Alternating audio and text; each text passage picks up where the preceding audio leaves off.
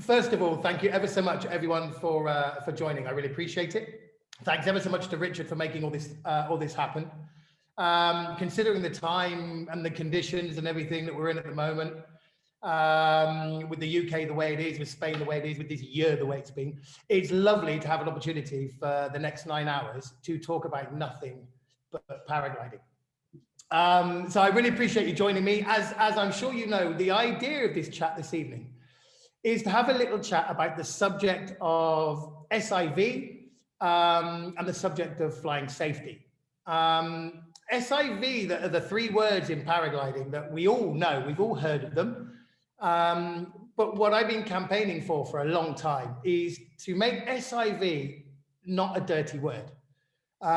So in this kind of environment where there's lots of you, I would ask a question of what does SIV mean to you? What we can't do, obviously, is we can't get everybody to answer, but what I'll give you is maybe the couple of answers that I hear very regularly. Maybe it's something you relate to, maybe it was something that you thought. So I mean, take a second to think about, what does SIV mean to you? For a lot of people, when they talk about SIV, and these courses have been running for a very, very long time. These courses have been running since almost the dawn of paragliding.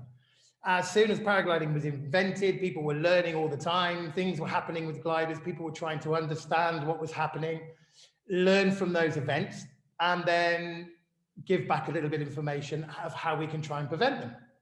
SIV's come a very, very long way, as paragliding has in all these years.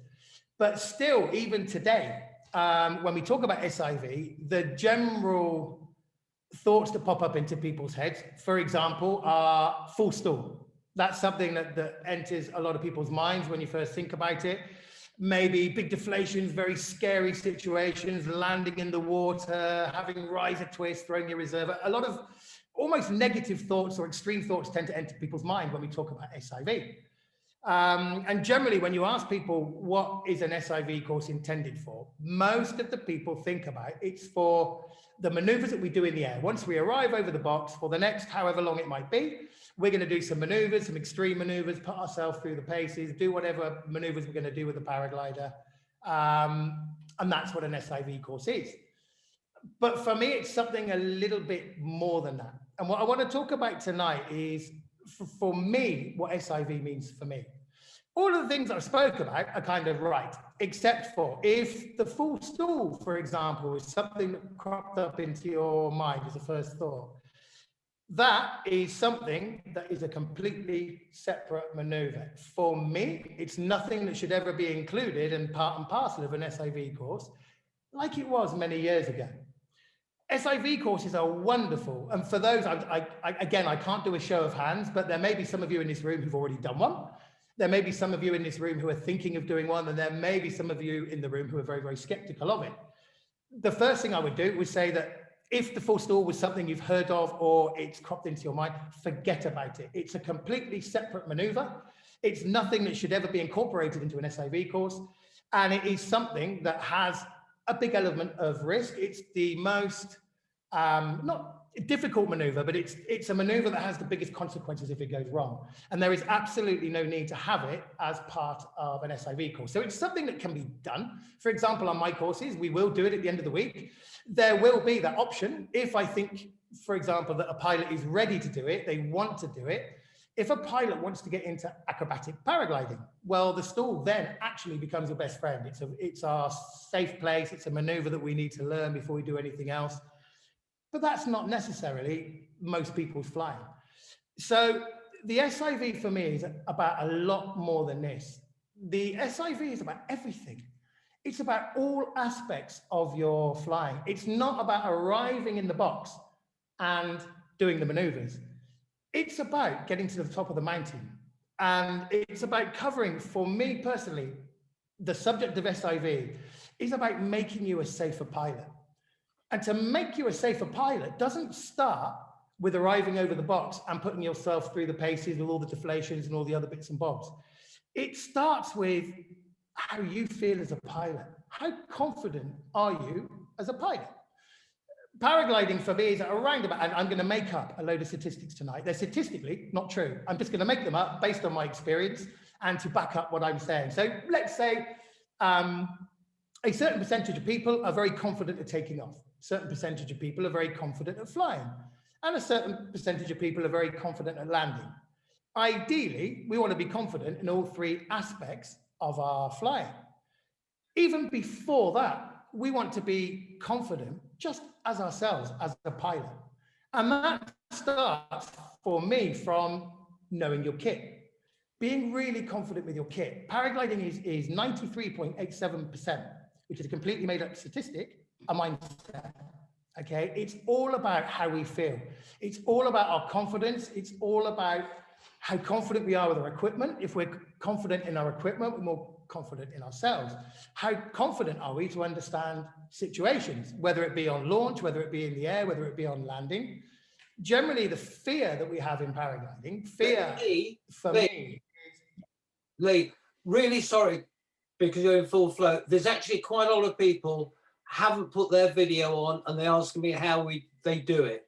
No problem. So you need to click it from your end because we're now well over 30 people. So the audience is growing all the time. So you carry on now. Those who haven't got their video on, if they just click their video button, that should all work. Cool. Is there anything I need to do my end? Nothing you need to do at all, Lee. Awesome. Carry on. Sorry to interrupt. Brilliant. So basically for me, the SIV, although it's a dirty word, it conjures up certain thoughts in your mind. That's only a very small part of it. SIV is pilot safety, is confidence.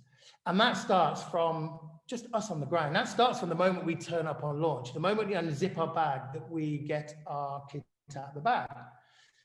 The first thing we do on an SIV course, what I'm going to do tonight is we're going to follow a little bit of a story. So I'm going to talk a little bit about what I believe the principles are for SIV. And then we're going to have a look at a video clip that will take you through a very classic case. And the story couldn't be more fitting to this subject of what happened to a certain pilot, a pilot that I know quite well, what their mindset was, the chat and conversation that we had, and in a later event, what happened to them and how it actually affected them.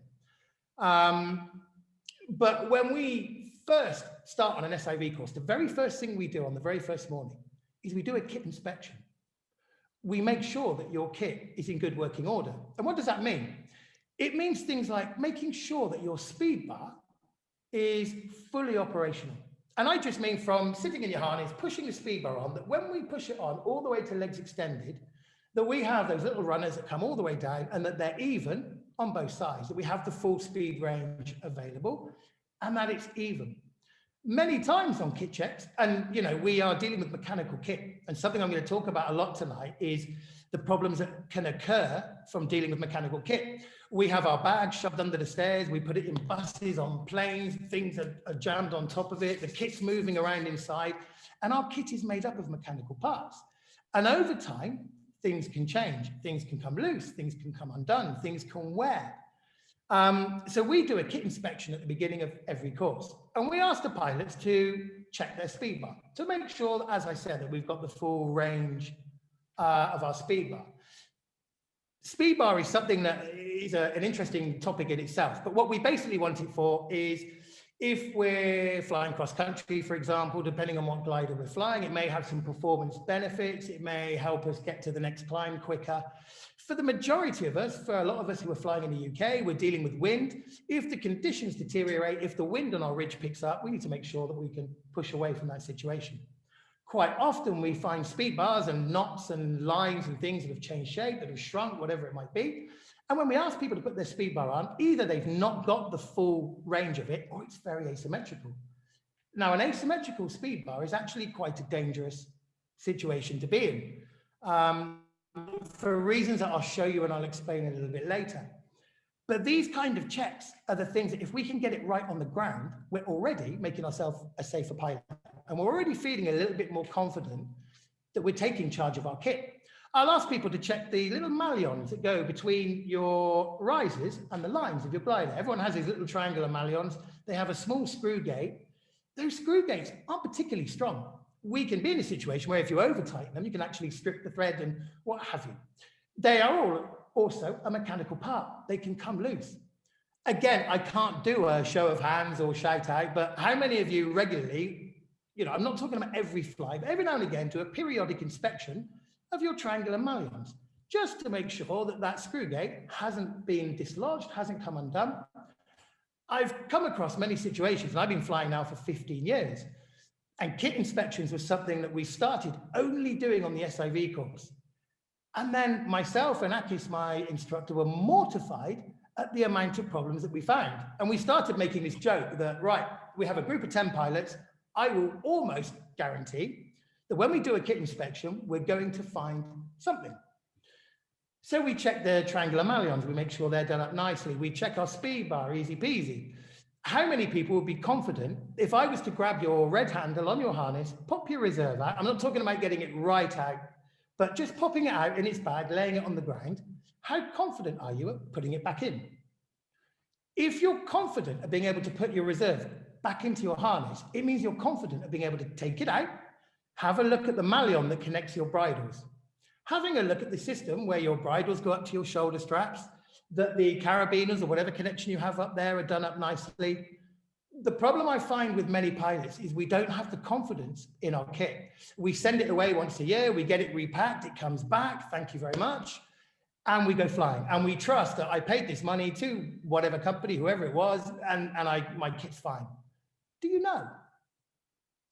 Or that starts with our mindset immediately to kind of go, well, I'm not confident enough in my kit. I'll send it away to someone. There's many people out there more confident than me. And already we're fighting a little bit of a losing battle with our mindset and our confidence. We need to be a pilot, not a passenger at all stages. To be a pilot means we need to be in charge of all our kit. So you imagine the next time you get on your EasyJet flight, the captain gets on and says, well, welcome, ladies and gentlemen. Really flown this one before, so I'm gonna there's a couple of wings here and I can see some wheels and there's a fair few switches. Give us a moment, I'm going to press a few, let me know what happens. It wouldn't fill you with much confidence. And yet when you clip into your glider, for me, you are the captain of that aircraft. It's really important to be super confident, to know that every now and again I can pop my reserve out, to make sure that my mullion's done up tight, to not have to rely on other people to sort your kit out for you, to send it back to you, to say, hey, it's all fine, Lee. What we found in our kit inspections is we found on multiple occasions over many years, kit hasn't been right, that's been sent away to someone else, wherever it may be. And, I deal with pilots from across Europe, so I have quite a big area that I see things coming back from. I've seen people who think they've been flying with very good, sorted, safe kit, when actually their bridle hasn't been connected to the carabiner.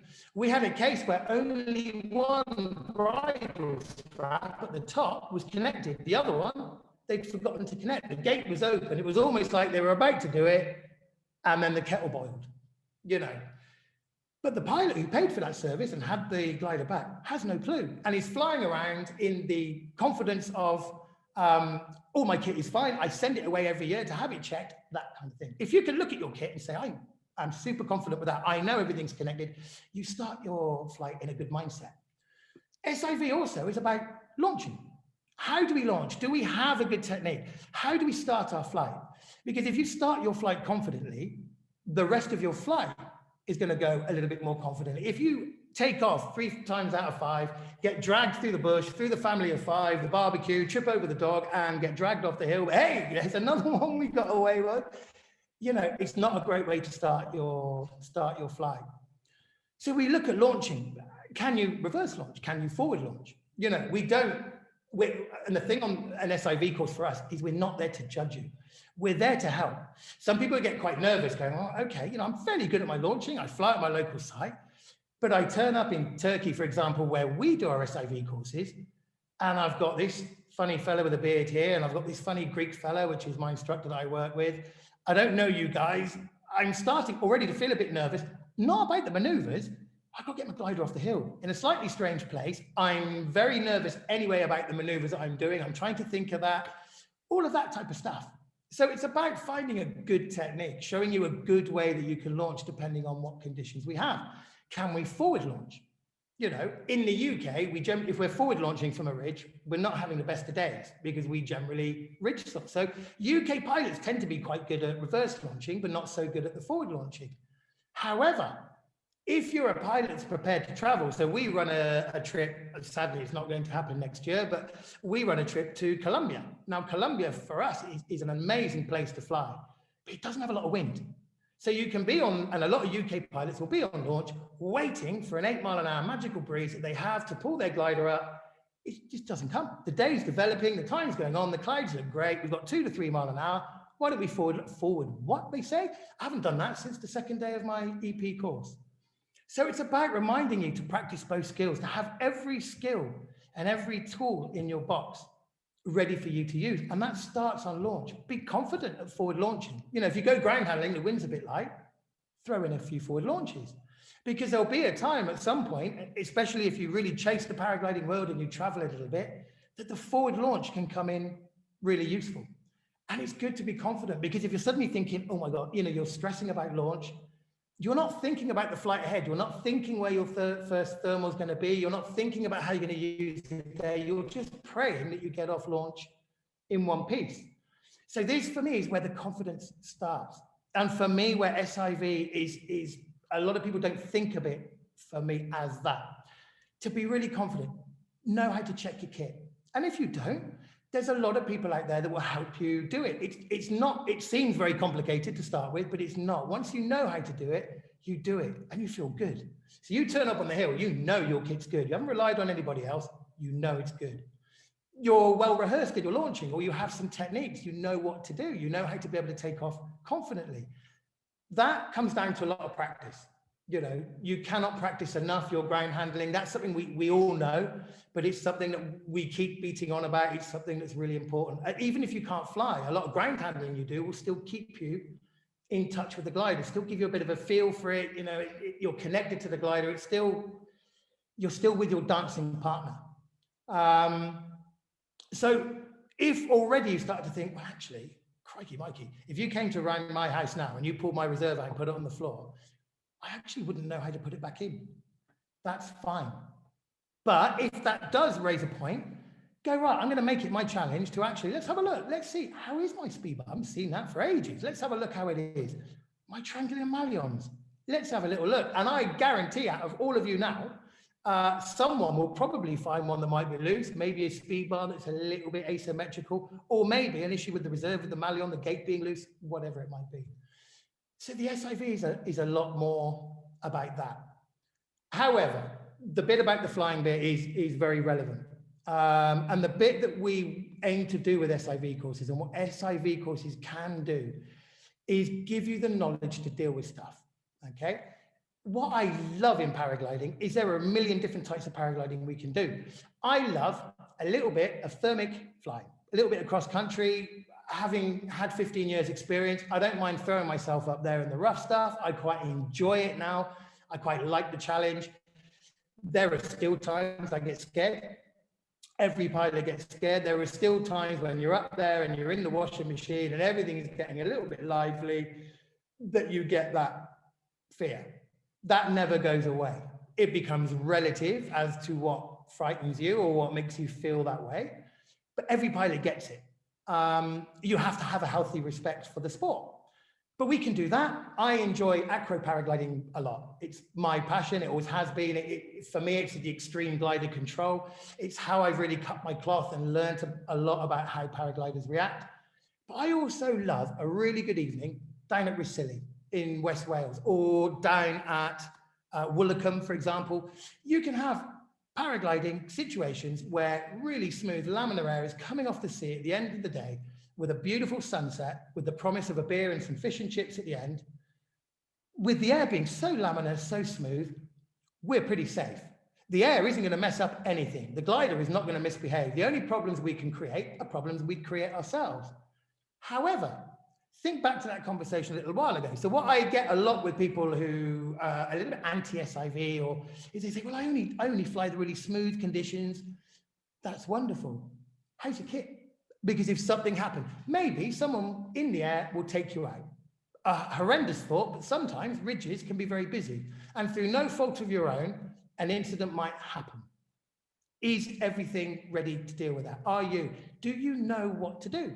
Because even in the nicest, loveliest, smoothest conditions, at the end of the day, 700 feet above a beach, waiting for your beer and fish and chips, and someone crashes into you, you have an incident, whatever it might be. Do we know how to deal with it? So no matter what flying you do, whether you put yourself into the acrobatic world, the cross country, the thermic world, whatever it might be, just ridge soaring in the evening, there is a part that SIV has to play in keeping you safe. For me, when I get pilots on an SIV course, it isn't all about how you deal with deflation situations. It's about how you fly your glider. The most important thing for me, and the thing that I'm actually a really big taskmaster on during SIV courses, is the bits that you do in the mid or in between the maneuvers. How do you generally fly your glider? Do you turn 180 degrees and you come out and the glider pitches back, pitches forward, or rolls? Or are we heavy-handed on the brakes? Or do we take an entire postcode to do a 180-degree turn? It's how you generally fly your glider. How much confidence do you have to use your weight shift, to use the brake, to combine the two, to be able to make a nice positive turn, but when you recognize your heading coming, to be able to release the energy and to exit the turn with no pitch and no roll. That for me is much more important than learning to deal with the deflations and all the other kind of stuff, because that's what you do in your everyday. When we're flying, we are wanting to turn, we're wanting to thermal, we're wanting to do whatever it is that we're doing. We need to be confident in how we move our glider. We need to be managing our energy. We need to be understanding that we need to keep the glider above our head. We don't want it pitching forward and back to roll around. We want to make it nice and smooth. And what I say to pilots is, I want you to take some pride in your flying. And I give people a lot of heading changes, right? Out to sea, towards the beach, over here, over there. And I really beast people to make sure that we can turn positively. We need to. If you want to be a good thermal pilot, you need to turn tight. You need to climb fast, and you need to move on. You need to be in a climb, see a flock of birds, be able to leave that climb and go to the better climb. But to be able to do that means we need to be in constant control of the energy of our glider in a normal flying situation. If we can be in control of our glider, if we don't get a lot of pitching and rolling and that we're not in a situation where we're not managing the energy of our glider, already we're in a stage where prevention is better than the cure. It's obviously much better for us not to be, if I flew around all my time and my glider was giving me 50% deflations or packing itself away in the bag, I wouldn't do the sport. As much as I love it, as passionate as I am about it, I don't want my glider to be trying to pack itself away in the bag. And a lot of the time that doesn't happen. There are certain situations you can put yourself in where you need to be ready. We need to be ready to be active flying, whatever it might be. But the smoother we can be, the more in control we can be of our glider in our normal situation, making turns. When we're ridge soaring, there'll always be someone slightly higher than you. And on a ridge, in a 15 to 18 mile an hour breeze, the quality of glider doesn't really make a difference. It's the quality of the pilot and how they fly it. Are you prepared on a ridge to slow your glider down? How confident are you in slowing it down to the carabiners? So I say to pilots, okay, we're in a really nice portion of lift on a ridge. I want you to slow your glide down, slow it down to just above the carabiners. How many of you, and again, I can't really get a response from this, but does that put alarm bells into your head? What you want me to do, pull my brakes down to here? Are you nuts? If you buy a Ferrari or a Lamborghini, you've got an incredibly good acceleration range. You've got that pedal to go from nothing all the way down. Your gliders have a big range of control that a lot of pilots are very intimidated about using, because we are taught in our EPCP, do not pull too much brake because the thing will fall out of the sky. And as instructors, and having been one of those instructors, you are very keen for the student not to pull too much brake until they're landing. However, if you think about it, if you come in a completely nil wind environment and you only flare your glider to the carabiners, you're going to come in quite fast. You'll slow the glider down a bit, but you're going to need to run like Usain Bolt. What we do in a very light wind is we pull our brakes all the way down to our bum, and we have about another 3 seconds for the glider to round out, to lose its energy, to convert all that speed to lift, for us to land before the glider actually drops down. So we have a green zone and a red zone. The green zone would be hands all the way up to taking up a bit of tension down to the carabiners. On any glider I've flown in serviceable condition, my acro glider, my paramotor, my tandem, my serial wing, we've got a usable range all the way down to the carabiners and back up, okay? That has multiple benefits. In lift, we can slow the glider down. The slower we fly through lifting air, the more height we gain. In sink, we ease our hands up. The faster we fly through sink, the less height we lose. In really rough air, okay, when it's all kicking off, we can pull our brakes down to the carabiners, okay? That has a huge effect in keeping our glider solid and open.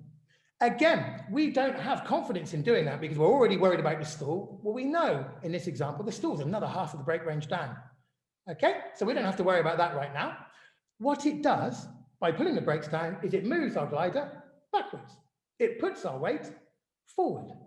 The important thing on a glider is to have a really solid leading edge. Okay, so to do that, the glider can never pivot around. We can never pivot around the glider. The glider can only pivot around us. Push the speed bar on, goes a bit forward. Pull our brakes on, goes back. Okay, it's a thing called center of pressure. It's all about a balance of forces and where our weight is. But in really rough, turbulent air, if we have the confidence to bring our brakes down, to tilt the glider back, and at this point, on an XE flight, I'm not that worried about my performance. I'm worried about getting through this patch of really rough, turbulent air safely so that I can regain then my flight, I can carry on, I can do whatever. At this point, I am just worried about keeping my glider open. So I can pull my brakes down to the top of the carabiner. The brakes are connected to the back, the top and bottom surface squeeze together. We've got this much air going into this much space.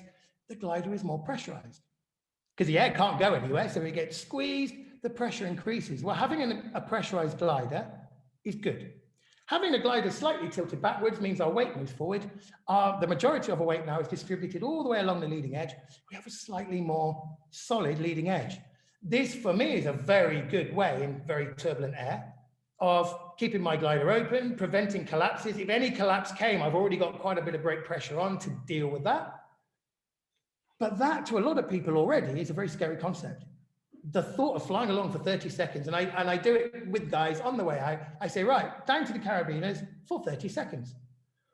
And they breathe, and they blink, and they do it, and they do it, and they do it, and they do it, and nothing happens. You fly slower, your performance isn't as good, nothing happens. Okay, but it's about having the confidence. So it's a lot more than just the maneuvers. It's trying to have a prevention rather than a cure. However, what I will show you now is a video, and this video I'm going to show you a couple of times during this evening. I'm not going to chat too much about it on this first one, okay? Have a look at it, see if you can recognize what's going on, and I'll replay the video a couple of times during the session. What I hope is at the end of the session, when I play it through again, that all of you can watch it and go, yep, I saw what went on there. I know what I would do differently, and I would avoid that being me, okay? The background story to this and what this is all based around is I had an incredibly, last January, or January of this year, when life was still good. I had a pilot that came out with me. She was a girl from Croatia. She was incredibly talented, but she was a very new pilot. She was flying a low-end EMB, and she was incredibly enthusiastic. She came to South Africa. She wanted to get stuck in. She put the work in with her ground handling. Her ground handling was very good. And she was flying with an incredible amount of enthusiasm and passion, but with a very small amount of experience and a slight lack of respect for what could possibly go wrong. She hadn't had a fright. She hadn't had anything. Everything had been going swimmingly. Nothing had happened. So her confidence was now massively outgrowing her level of experience. For me, it's good to be confident in paragliding. And there's a real balance. Being confident is good. Obviously, being overconfident is not good. For me, I don't call it overconfidence. I call it ignorance. Now, that sounds harsh. And I might tonight say a couple of things that sound harsh. But we also need to have a reality check because things happen. Okay. And there is a bit maybe where I want to break through into some of the mindsets to say, you know, we have to switch on to the potential of things happening. We cannot continue to fly with ignorance, to trust my glider will get me out of trouble. It will, to a massive degree. What we'll see later is the majority of incidents are secondary incidents from misactions of the pilot. Yes, we can trust our gliders, but our whole flying career shouldn't be down to hoping that our glider will look after us. So we cannot fly in ignorance. We have to fly with an understanding. We have to be prepared for things happening. So bear with me. I'm about to share a screen. I want to show you this incident, and we will talk about it after. One second. It's here somewhere. Here we go. Awesome. And we're off.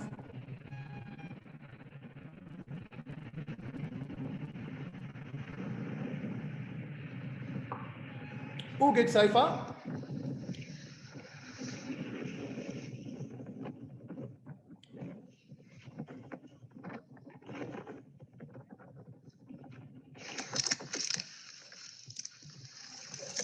Crikey Mikey. What would seem like a lovely day, slightly close to terrain, went awry very quickly, but for some very, very simple reasons, this incident could have been stopped. Deflation to the outside, secondary deflation. At this point, pure pilot panic, no reaction, and thank goodness there were some trees. Okay? They were absolutely fine. Physically,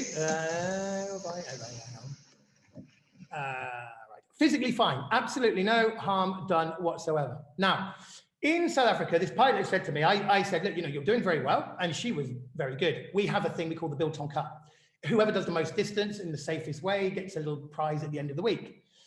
She was flying very well, and there were two guys in the course who had IOTAs, advanced IOTAs, which are high-end Bs. Quite often, they were a little bit higher than her. They were gliding on. Now, these pilots had 300 to 400 hours each. The gliders weren't higher than her because of the glider. There was a lot more experience in the pilots. However, she ended up beating them. So she won the Biltong Cup. And I said to her, yeah, and she was going to do the Gym Wide Open later in that season. And I remember chatting to her saying, well, you know, well done you. And she said, no, not well done me. I realized these IOTAs were kicking my ass all week. And just to remind you, you've just won the Biltong Cup. You've just beaten the two boys on the IOTA. Yeah, but if I was on the IOTA, imagine what I could have done. And my conversation was that, you know, you only have 50, 60 hours at the moment. You're pushing yourself quite hard, quite low level. We've just seen a low level incident with this same pilot. You're pushing yourself hard at low level, but you're not quite prepared for things if they go wrong. And the glider you have now is quite a good glider. It might look after you. If you're really going to carry on pushing like you are, come and do an SIV. The problem is, Lee, if I do an SIV, it might knock my confidence. If I do another season on this glider, or maybe if I get an IOTA and I do another season, I'm brimming with confidence. If I do an SIV, then it will be. The problem is, we need the confidence to be able to fly well. But if we don't understand a situation that develops as we just saw there, then we can't react to it. We don't know what to do. And suddenly when things go wrong, they go wrong very, very fast. What that was an incident of is not the initial incident causing a problem. It was a secondary problem, okay? Had she now, I've come on the SIV, and what I'm going to show you now is a video clip of one of the basic things that we do. We ask pilots to go up in the air and collapse their perfectly good flying machine, initially to do nothing, and after a while, okay, now to take part and to roll away. So we realize what our glider does. What I've learned in many years of acro paragliding and watching paragliding on the hills is a paraglider can only move in so many ways. It can go forward, backwards, sideways, a little bit diagonal, underneath you if you're doing the infinite, but it can only move in so many ways. If we start to understand all the ways that a paraglider moves, we can deal with it. We can recognize the situation and then we can deal with it.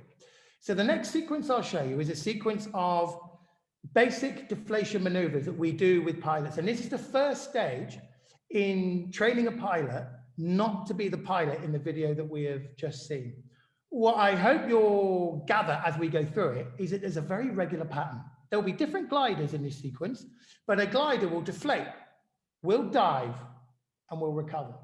Okay, and what we'll see is it does the same thing every time. So while you're watching this, try and start to recognize a pattern in what the glider does. Deflate, dive, recover. Okay, let's see. One moment, bear with me. Okay. What I need to do this time, David, I want you to clip the right brake on, please, onto the bottom of the magnet, whatever you've got. Sitting symmetrically in your harness with the outside brake in your hand, the left-hand brake in your hand. If you want to, for a bit of support, you can just lightly grip the risers, but make sure you have no left input on. I want you to take all of the A's, including the single big ear A line, just about where the triangular malleons are. Nice short, sharp tug all the way down as much as you can. Release and do nothing. Off you go. A much better situation to occur in a controlled environment than on very low to a ridge with the trees, as we saw in the video before.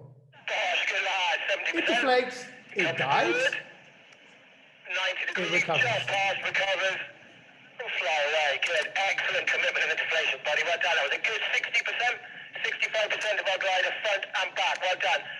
Good. A characteristic I see a lot in the buzz when it goes past 50% is the opposite wingtip has a little tendency to flop in and flop out as well. Nothing we need to worry about. We're just monitoring and making sure that it does come out as the glider recovers.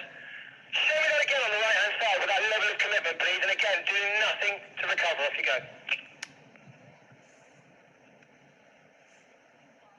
Gosh, well done. Very good. 90 degrees. Quite a big dive. Around 180 degrees on this one because our weight shift drops into that side, but the glider recovers. Good, good. Well done. So you can see if it's an aggressive deflation and a big dive like that, it has a tendency to drop our weight shift in. It can go around from 90 to 180 with that level of deflation, but it recovers perfectly. Well done. Lovely, buddy. So we can see, I mean, we're pulling in massive deflations. It's highly unlikely you're going to get something that big and aggressive in a real-life situation. But it's excellent. The glider has a big kick. It dives, and it's going through 90 degrees. So what I want us to do now is to recognize the point where the glider is diving. I want you to stop it going anywhere past 90 degrees and roll it back onto a heading, which is the beach, please. So that's a little bit, when the dive is as aggressive as that, we just need to guide it. We don't need to pull too hard or be too aggressive with our weight shift. We just need to guide it back onto a heading. On the right-hand side, with a roll recovery back onto the beach heading, please. Off you go. Gosh, good. 75%. Deflation, good. Well done. We stopped it dive, roll it back. recover. Good. And a touch of both brakes, please swing under. Well done. Keep your body position nice and neutral. Grabbing all the A's, including the big ear lines, around about the malleons. Short, sharp tug down as much as you can. Release and do nothing. Off you go. Do watch what happens to the opposite wingtip. A very important lesson here as well is never to get too focused, and this again comes back to the video we saw. Never get too focused on the main incident. You've got to check the entire glider. Have a look at what happens to the wingtip. You may have noticed it on the previous one. It's a regular event. Oh, my bad. Sorry. Sausage fingers. One moment. Sorry. No. Roll it back. Okay, sorry. And a touch of both brakes, please swing under. Well done. Keep your body position nice and neutral. Grabbing all the A's, including the big ear lines, around about the malleons. Short, sharp tug down as much as you can. Release and do nothing. Off you go. Gosh, well done. 55%. The glider done. Oop. Have a look at the opposite wingtip. A very minor little tuck-in. When the deflation comes in, it creates a shock wave through the glider. So that shock wave travels through the glider to the other side of the glider, like waves hitting the side of a swimming pool. It's going to bosh the side and come back. It creates a little area of low pressure, and sometimes it can draw the opposite wingtip in. When we watch the initial video back later, it's this that causes the pilot the initial problem. Okay, so we need to be watching the whole span of the glider while this is taking place, if this is taking place with us. And what you'll see is this happens a few times. It comes back over our head. Good, well done. We always get a little wingtip flutter in and out on the outside wingtip. Nothing we need to worry about, but it's that mantra of waiting, watching, and reacting if we need to. We just got to watch both wingtips to make sure that they pop out. Really nice deflation, good. So, I like deflation, we went through 90 degrees. What I want to see as the glider's diving is a little bit of opposite weight shift, a touch of brake to steer it right back onto the heading. Look at the heading you're on now, which is the Blue Lagoon. Do that again for me on the left-hand side, but But use that window of opportunity while the glider's diving to roll it back onto a safe and straight course. So what we're asking the pilot to do now is not just let the glider deflate to dive, but to use the energy. For example, if we're ridge soaring in the UK, wherever it might be, we have a deflation that could turn us into the hill, that could turn us into another pilot, into danger, is recognizing the time when we can use the energy of the glider diving as it recovers to roll it back on a straight and a safe course. Again, to catch the energy, to be in charge of the energy, and to bleed the energy out without it creating a secondary situation. Okay. Fast, good, 70%. There's the dive, roll it back. Beautiful, good. Well done. Lovely. And we recover. If there's a little bit of oscillation, we can have a little bit less breakaway shift so we don't get too much of that energy converting to the other side. In those kind of levels of deflation, the glider's got a lot of energy in the dive, so a little bit softer with our roll recovery so that we don't get this slow wing over on the other side, which can result in a secondary deflation. Do that again for me, please, on the right-hand side this time. The right-hand side, roll recover. Fast, good, 80% gone. There's the kicker. Gently roll it back on heading. Beautiful, there we go. Perfect. You can feel the difference. Really smooth, really good. Well done. Excellent. So already, hopefully, we can see a pattern forming. A glider deflates, dives, we have some energy, we can roll the energy away. We need to manage the situation. Again, most incidences that I've come across, that I've seen, that you may have seen in paragliding, are generally the secondary incident that gets you. It's not most of the time the first incident that gets you. It'll be either a lack of response to that incident, or it will be an over response, maybe the pilot doing the wrong thing, panicking. You know, generally in this environment, you know it's coming. It's all you've been thinking about all morning, you know it's coming. In a normal flight situation, it may catch you by surprise. All of a sudden, the glider's doing something you're not expecting. You then have to switch on, think about what it's doing. You can end up being a step or two behind if you're looking at the situation, trying to work out what's going on. If you understand the situation that you're seeing, and you understand about how to recover it, then you have the ability or the option to stop it turning into anything more serious. Some of the videos that we'll ramp up to a bit later, what I've done is I've picked some of the most extreme ones. So from this point on, what I don't want you to do is to be in a position where you go, I am never, ever taking my paraglider in the sky again, because I do not want to be that guy. Okay, I have picked the worst. You know, we all go to the Formula One and there's always a crowd at the crash corner. You know, we always like to see the worst case scenarios. I have picked some worst case scenarios for you. So before we move on, I just want to stress that these are the, you know, in 7 years of teaching, in 15 years of flying, these are the worst possible situations that I can show you, but it's a good example of what potentially can happen. So at normal trim speed flight, we see the glider deflating, okay, and that was the case that we saw in the initial video. The glider deflated, it turned into the deflated side. At that point, the pilot did nothing.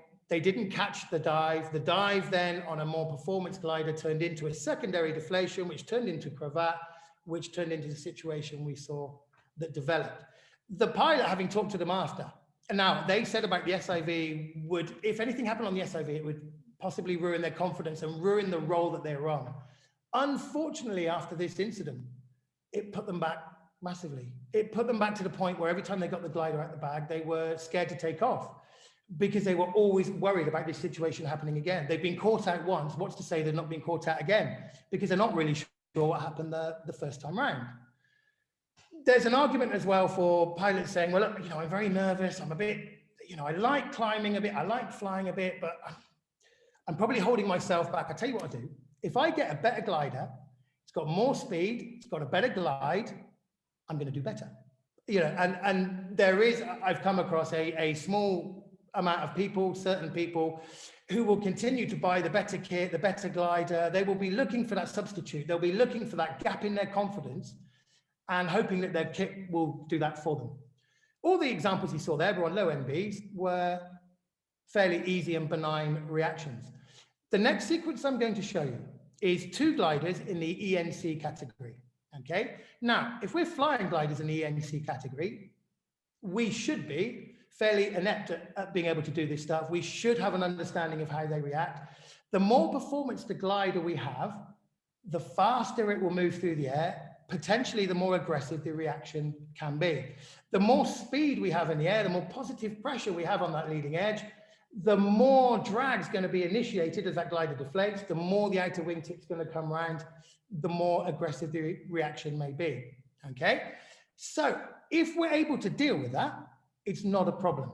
But the issue I have a lot is pilots that move up on the ratings of gliders. I know I've had quite a few people on the SIV who've come with ENCs who after the first couple of days, we've had to sit down and say, you know, we've got a mountain to climb here to make sure that by the end of the week, I can say you're the right glider for, the right pilot for this glider.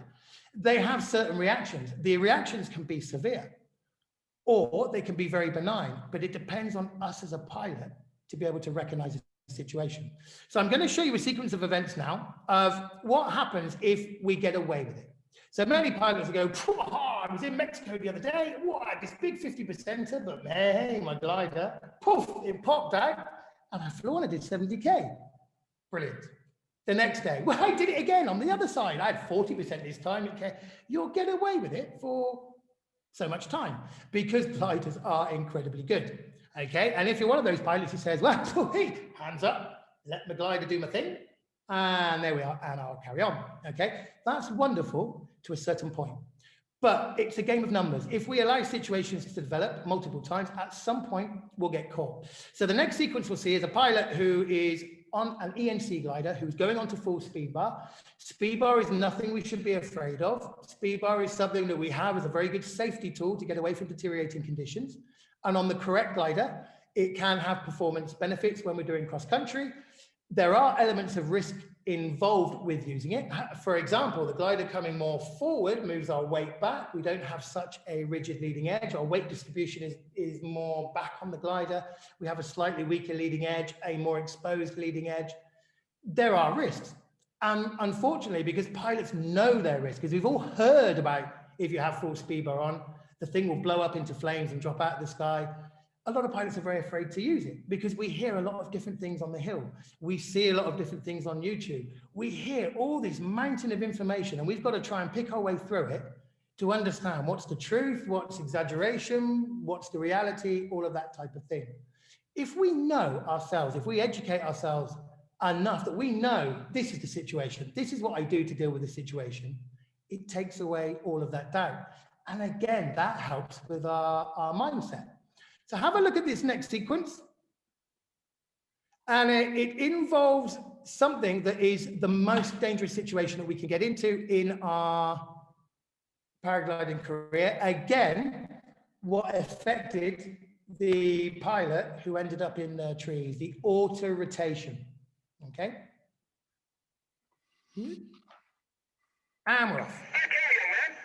What I'd like you to do this time, please, is keep the brake in your hand. We're going to accelerate the glider to full speed. I'd like a right hand asymmetric deflation. Okay, remember to release the deflation, release the bar. Initially do nothing, please. Off we go. That's good. We're done. Wait. And recover. Remember to get those feet in. Check our wingtips. Stabilize, fly away. Good. As we've seen already, now this is an ENC on full speed bar, but deflation, dive, recover. Okay, the wingtips are rolling in and these gliders are a little bit more aspect ratio. Doesn't matter though, any glider has the potential to do this. We just have a little bit more potential the higher up the rating we go. So the wingtips roll in if they're unchecked. Okay, at that time, nothing happens. Big deflation, big dive forward. Okay, we must be monitoring our wingtips and minimizing our yaw as much as possible by getting our feet in. Back towards the liquid roll, please. This is the difference. When we're on there, we have a much more dramatic dive, and we can, as we had there, have a secondary deflation. I would like you to do that again, please, on the opposite side this time. Okay, and again, initially no pilot recovery, just monitor our wingtips and be ready to react if we see one sticking in and causing us a turn. Off we go.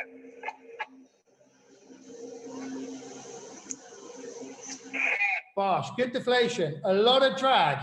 The outer wingtip's going to come speeding round. It's going to dive. Opposite wingtip. Okay, opposite wingtip is now rolling in because the glider's been unchecked. It's come forward. It's lost its line tension. It's lost its airspeed. the shock wave was traveling through the glider, a whole combination of things ends up in the opposite side of the glider, becoming a problem. Now, it's getting out of control, okay? The pilot at this point doesn't see it as a particularly big issue. It's a small cravat.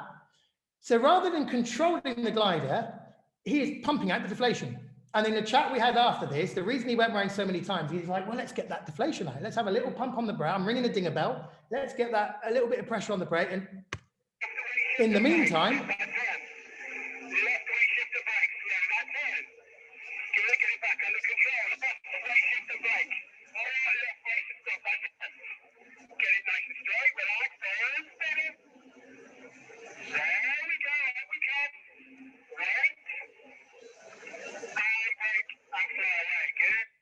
the most important thing that we need to remember is before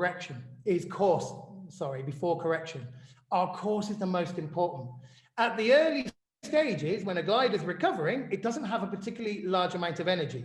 So if we can get on it and we can keep it straight, the actual cravat incident is very easy to deal with. If we don't, and we let the cravat pull the tension on the lines and wind the glider into a turn that can result in the auto-rotation kind of scenario you saw there, we have a potential problem. G-force, speed, disorientation, all of that kind of stuff. And if we don't have a lot of height, unfortunately, potential contact with the ground. Course is always much better than correction. Course first, get the glider flying straight, and then we worry about correction. We continue. Okay, so we can see it's the secondary deflation in the dive that causes the problem.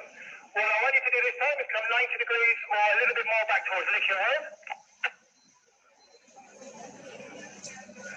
Good.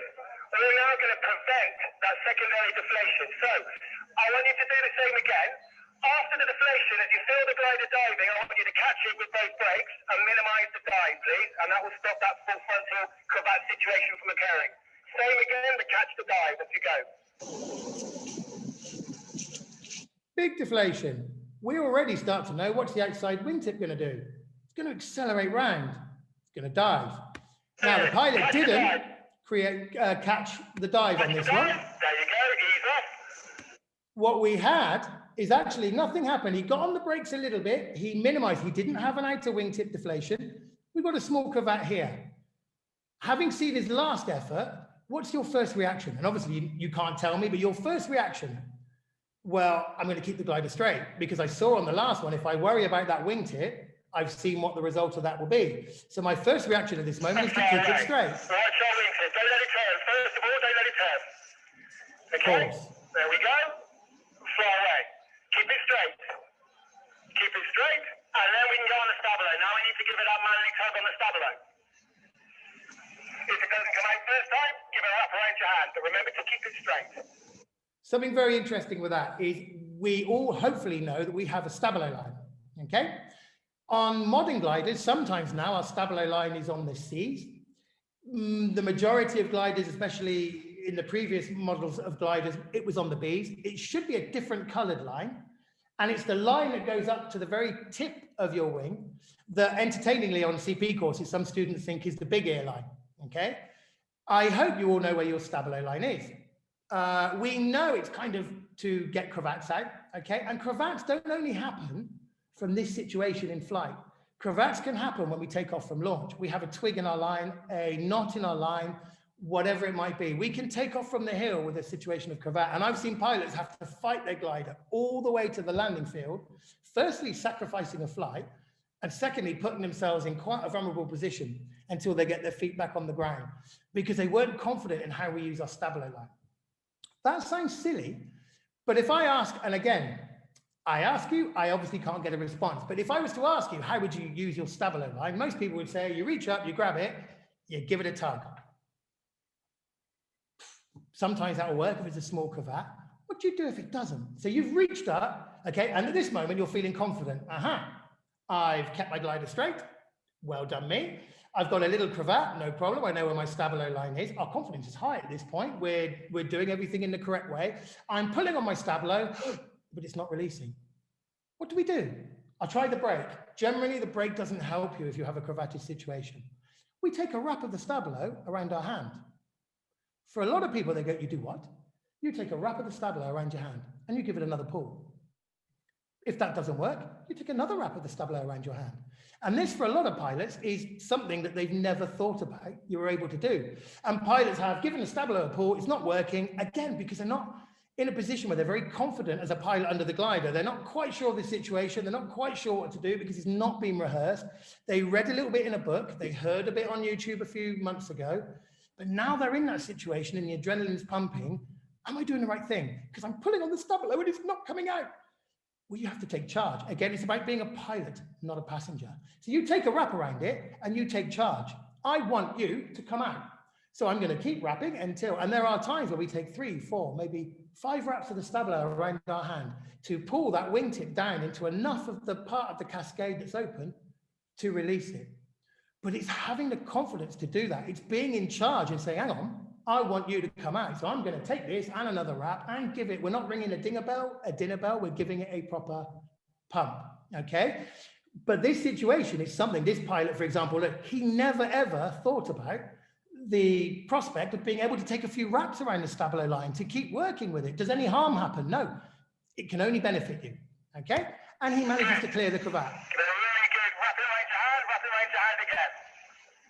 Give it a really good hard tug. Nearly there, and it's out. There we go.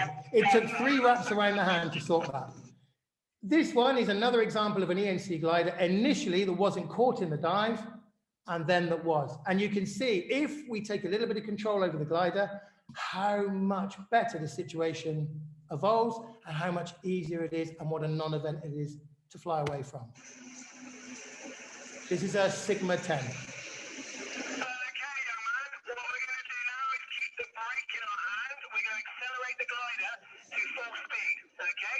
Once the glider's at full speed, pull in the deflation, release the bar, and initially do nothing to recover. Just monitor our wingtips. Off we go. Oh, scared, big dive, going to secondary deflate, watch our wingtip. Okay. Keep it nice and straight.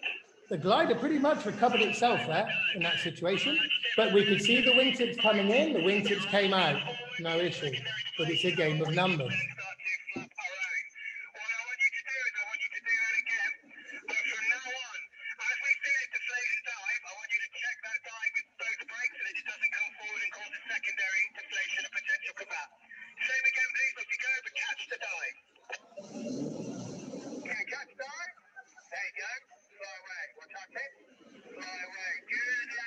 A much happier reaction. Deflate, catch, fly away. And as he gets more practice, it gets cleaner and cleaner and more instinctive.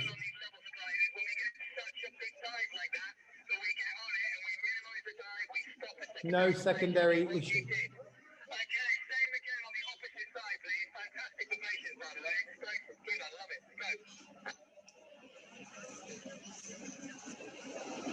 There it goes. Catch the dive. It's becoming a non-event, but this is the same pilot 2 deflations ago that had the really big dive forward, the half riser twist. A simple pilot reaction, we could fly away, continue with our day. And one more time.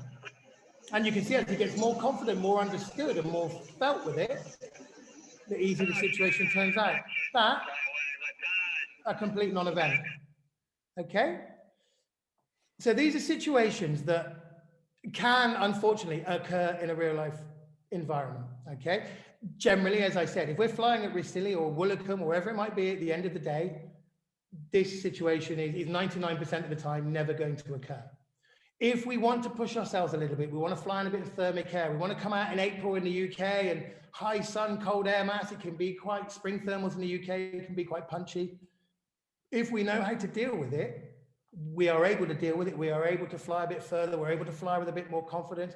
It's some very simple steps, but it makes a huge difference in us being able to fly confidently, being able to deal with the situation, dust ourselves off, have a word with ourselves about our active flying. Maybe I should have caught it a bit earlier, felt some brake pressure. Did I have my hands off the brakes while I was on full bar, scratching my bum or picking my nose? You know, there are times that we can release our controls. There are times that we really should be on it.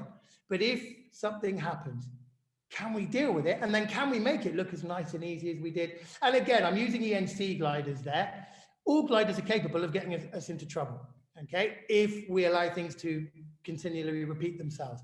We are doing all of this in really smooth air, and the pilot knows it's coming. It's a different scenario when we're dealing with thermic, sinky, lifting, turbulent air, okay? So that's half of the SIV course. It's about dealing with that kind of thing, being confident, dealing with our glider in any situation. I have confidence going, actually, my glider doesn't really do a lot. Sometimes on the Monday morning, which is deflation day, pilots have the look on their face like they're lining up for execution. In the evening briefing, the majority of the time, the most of them are absolutely buzzing. And some of them are a little bit disappointed. They built this thing up in their mind over years of flying, whatever it might be, that when my glider deflates, it's going to be flame, smoke, and all sorts.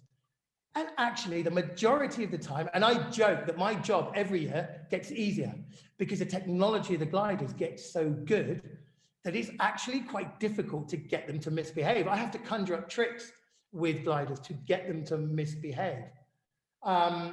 So if we can get really comfortable at that, in a safe environment, get confidence with that, we have confidence when we take our glider out into thermic air. We have confidence with our active flying. We have confidence to pull it down to the carabiners when it's getting really rough, to keep the glider solid, and as it may be. There are many other parts though. There are many things that hold pilots back from fulfilling their potential, from being good cross-country pilots. And there are things like being afraid to climb towards cloud, being afraid to go too high because they don't know how to come down. A really important tool to have in your box is not only to be able to fly your glider nicely, to take pride in your flying, to be able to deal with situations, manage the energy, break the dive. It's about having confidence that no matter what situation I'm in, I can also get down. So, Lee, yes. This is absolutely awesome, but I'm also well aware you've been in full. Is the point of all this so far? The point is, at this point, is to make sure that we, one, have the confidence in our kit, which will make us confident as pilots, that we are confident in our launching, which will make us confident as pilots, that we are in a position where if we have fears in paragliding, which we all do, I did, you know, I'm very lucky that I've turned my hobby into a job. But I was the same as everyone. I was a pilot on the hill when I was learning. I couldn't reverse launch for toffee. You know, I've spent some time on Welsh hillsides getting dragged front down through cowpats, crusty top, very soft bottom. You know, I have been there. I have been heading towards a barbed wire fence, a stone wall, a family of five. If there was any numpty moment that could happen in paragliding, I have tested the theory unintentionally. What I've found that really helps is the confidence. To be confident in yourself, to be confident, to be that EasyJet pilot that gets on and doesn't have to check if the wings are there or what these flashy buttons do, that you are in control of your kit. That if we have fears, that we tackle them. I'm good at 2/3 of my flying, but I'm not very good at this. But if I just gloss over it, I'm sure I'll be fine. My glider will look after me, blah, blah, blah. I have a reserve parachute. That's a great one. If all goes wrong, I've got my reserve. And I will show you in a moment why that's not necessarily the mindset to have. However, if we're good at checking our kit, at least we know if the time was to come that our kit is in good working order. We don't have any doubts about that. However, the bit I was talking about before is it's not about dealing with all these aspects of deflations and recovery and all that kind of thing. It's dealing with prevention. It's being confident in being able to fly in any conditions because we have a toolbox full of stuff. There is nothing worse than, you know, I'm not a particularly good DIY person, but if I have some DIY to do, my DIY goes much better when I have all the tools in my toolbox to allow me to do the job.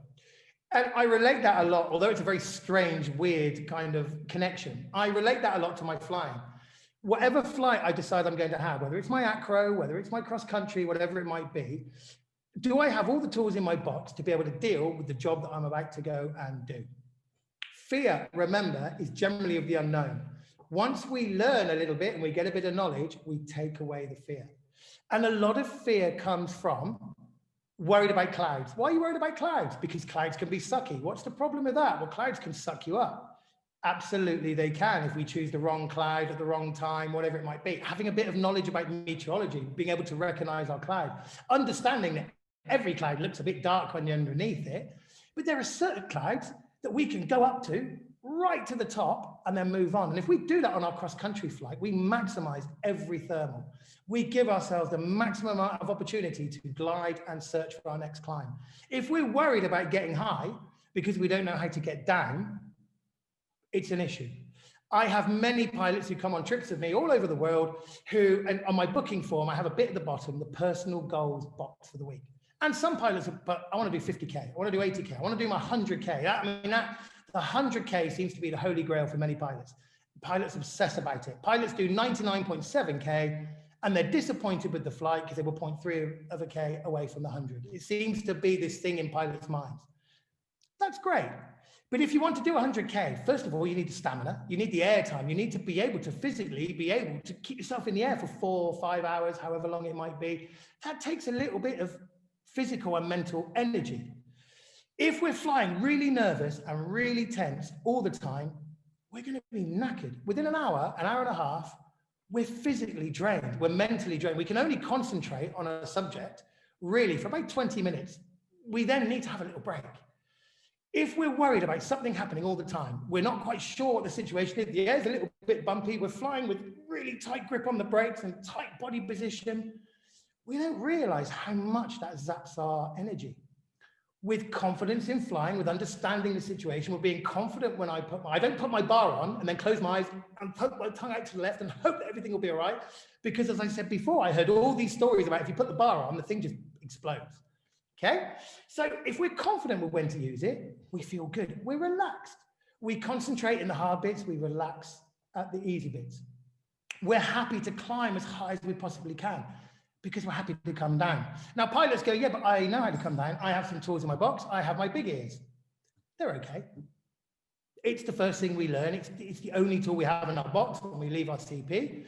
Big ears are all right. They bring you down at maybe 4 or 5 meters a second. Well, most good thermals are between 2.5 to maybe 5 meters a second. Anything over that, that's quite strong. However, if we pull our big ears in and we're descending at 4 meters a second in a 4 meters a second thermal, we're not descending, okay?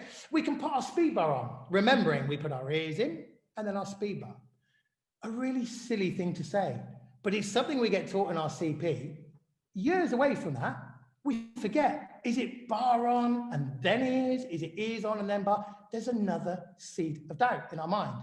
Every little seed of doubt chips away at our confidence. Is it this? Is it that? Well, these are very basic maneuvers, but actually they're maneuvers if we don't practice very often, that don't feel very basic when we come underneath a cloud or in deteriorating conditions where we start to need them.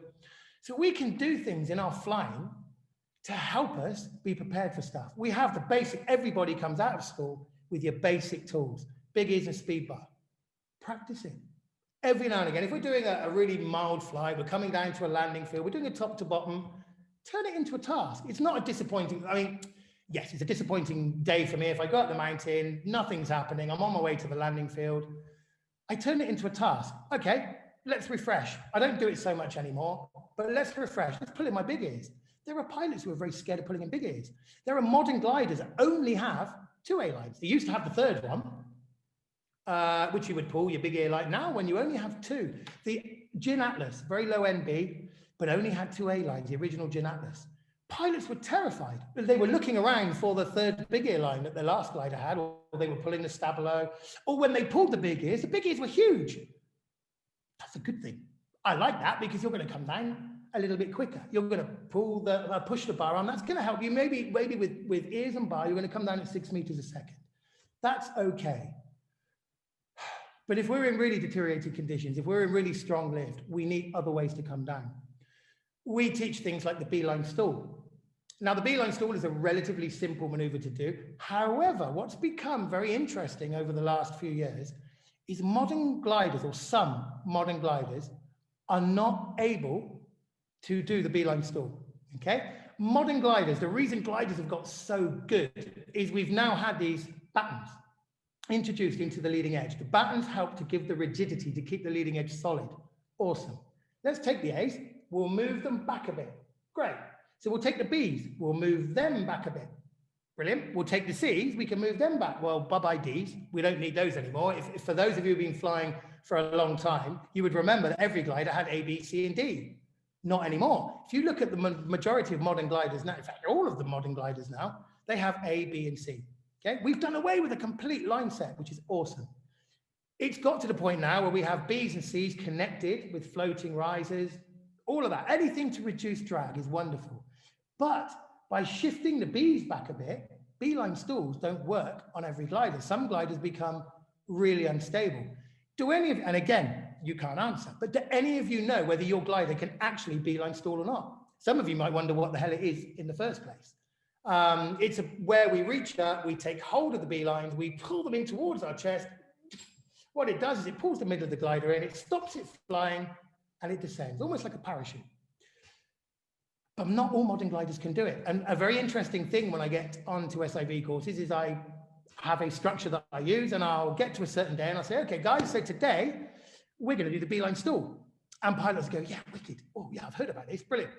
And I say, you know, are you aware of whether your glider can Beeline stall or not? And they go, I mean, myself included, whoever reads the manual of your glider, when you get a new glider, you unpack it, it's lovely, it's shiny, you get the cellophane off. There's that huge Bible-looking type of manual that goes. Then there's the stickers and there's all the other bits. Then we go out and fly. Do we ever really look? Do we look at the test report of our glider?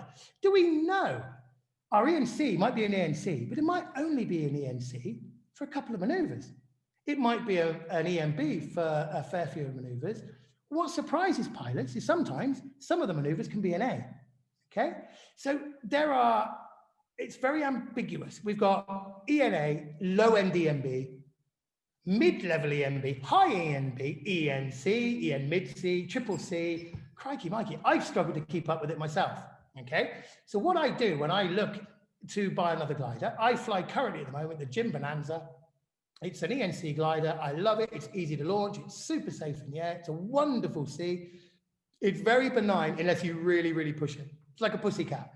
You can stroke the belly for a certain amount of time before the claws come out. So with every level of glider, if you push them to a certain point, the claws will come out.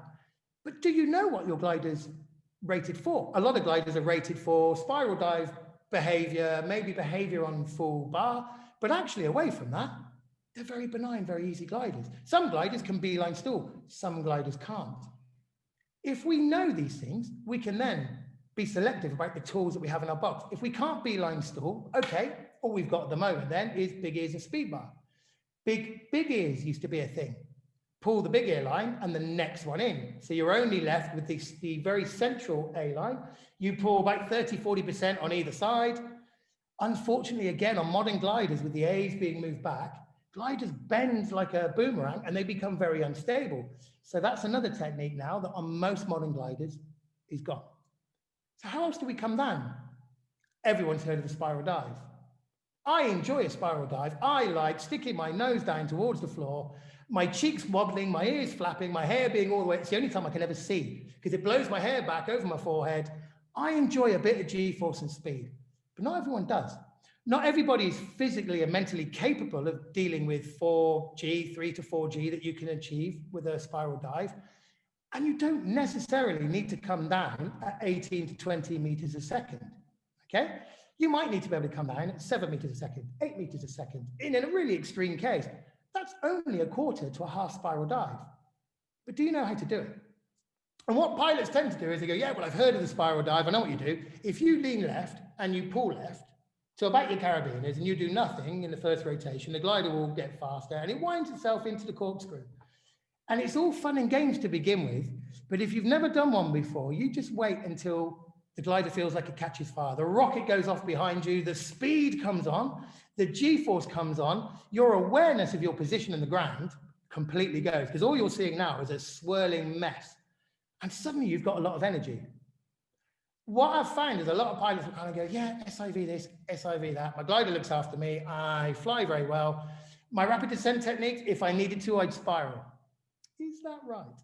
So when they come to do it, not appreciating the amount of speed and G-force they have, and again, being able to deal with a bit of G-force and speed, which we can learn with the spiral dive, not going from trim flight down to nose down to 18, 20 meters a second with your cheeks flapping, being able to control it, being able to use the outside brake to put it at an angle that you are happy with, a descent rate that you are happy with, a descent rate that you are physically and mentally able to cope with, okay? And even in a quarter to half spiral, you generate a lot of energy, okay? A spiral is very easy to initiate. It's incredibly difficult to deal with, to bleed out the energy, because if you have a lot of energy with the glider, the energy has to go somewhere. How do you deal with it? Now, the next clip I'm going to show you is exciting. I was going to use the word horrendous then. You'll probably come up with that yourself. I'm going to call it exciting. It's a great example of what happens if we're not disciplined or we don't know how to deal with the spiral dive. So a pilot, during the course, got very nervous with G-force and speed, wanted to take it nose down and wanted to learn how to bleed it out, but would always panic at that point, and he was a big guy and he would always overcorrect. And the consequences of doing that, of generating this energy, can potentially be quite severe. Here we go. Once you're happy that you're clear of traffic, show me a spiral dive, please, and a surge out recovery. Off we go. Well done, good. By the way, this is on an EMB Buzz Z5, okay? A low-end glider. Now, many people say, yeah, Lee, if I'm on an A or a low MB, nothing can happen. They're bulletproof. Nothing can happen. Now squeeze on a bit more brake, bit more weight shift. Now comes the speed, now comes the energy. The glider is building energy. Lovely. Recover. All the weight and brake goes to the opposite side in panic. Brake. Watch our wing tip, Peter. Get that cravat out. Stop it turning and get that cravat out. In a situation now where the glider doesn't look very pretty and the pilot is facing the wrong way, the pilot has a half a twist. Now this came from doing a spiral dive. Everything was going great. A little bit of speed, a little bit of energy. But from the pilot's point of view, it all got quite fast, very quickly. It didn't feel like it was stopping because the energy takes a little while to come away. Put a massive input with the weight shift and the brake on the opposite side in blind panic, and has created a secondary situation. And this, unfortunately, is what I have seen occur in situations of deteriorating conditions when pilots' big ears and speed bar isn't working. They've decided, well, the only thing I can do is start to lose height in a tight turn. Well, what do I do with the energy? Oh my gosh. And then you can see how it escalates. Centralize our body position. Opposite weight shift to brake, please, Peter. Opposite weight shift to brake. Going to need to go on a Stabilo. Okay, opposite weight shift to brake hard, Peter. Opposite weight shift to brake hard. To try and stop the turn. Okay, we're going to bring that wing line forward. So at that point, by pulling enough on the opposite side, the pilot managed to slow the wing down enough that it span, but that isn't necessarily, as I'll explain later, a particularly bad thing. It cleared part of the cravat and made the situation a little bit easier to deal with. That's a pretty bad situation. A lot of pilots at this point, I mean, look at his weight shift. He is weight shifting to the other side. Is he? At the moment, his weight shift at the moment is still going into the initiating side, because there was a level of confusion, okay? We want him to be weight shifting to the side to stop the turn. But again, this is all happening very, very quickly. Weight shift and brake if you can. Opposite weight shift and brake if you can. Slow it down, slow it down, slow it down, slow it down. More brake, more brake, more. At this point, the pilot is pulling with one hand. There's a huge amount of pressure. A cravat like that is pulling on all the lines, is pulling you to that side. There's a smaller portion of the glider open. There's a lot of airspeed going into it. The glider is pressurized. The pilot didn't have the strength with one hand to stop the turn. What happened? We give up. A lot of pilots at that point go, I can't stop the turn. I'm a rabbit in the headlights. Can I get my reserve out? There's a huge amount of G-force. Okay. Is it possible to grab my handle and wobble it around, swing my reserve, throw it away like I learned in the school when I'm under this amount of centrifugal force? More brake, Peter. More brake, Peter. Get a hand over and slow that down, Peter. Slow that down, Peter. Yeah. Relax. And recover. The pilot recovered the situation. Now we're heading towards the beach. That was a horrendous situation. Good. The pilot recovered, okay? What the pilot did, importantly, is the pilot, after a little while, after regaining a bit of composure, remained a pilot, not a passenger. The pilot couldn't slow the glider down with all that force with one hand. Your initiating brake in the side of the rotation isn't going to do you any favors. There's nothing happening there. You have a free hand. Okay? He got two hands on that brake and pulled it down to the point where he could stop the turn, minimize the airspeed as the glider minimized the airspeed. Again, going to something we call a flick spin. A spin in normal conditions is a very bad thing to happen.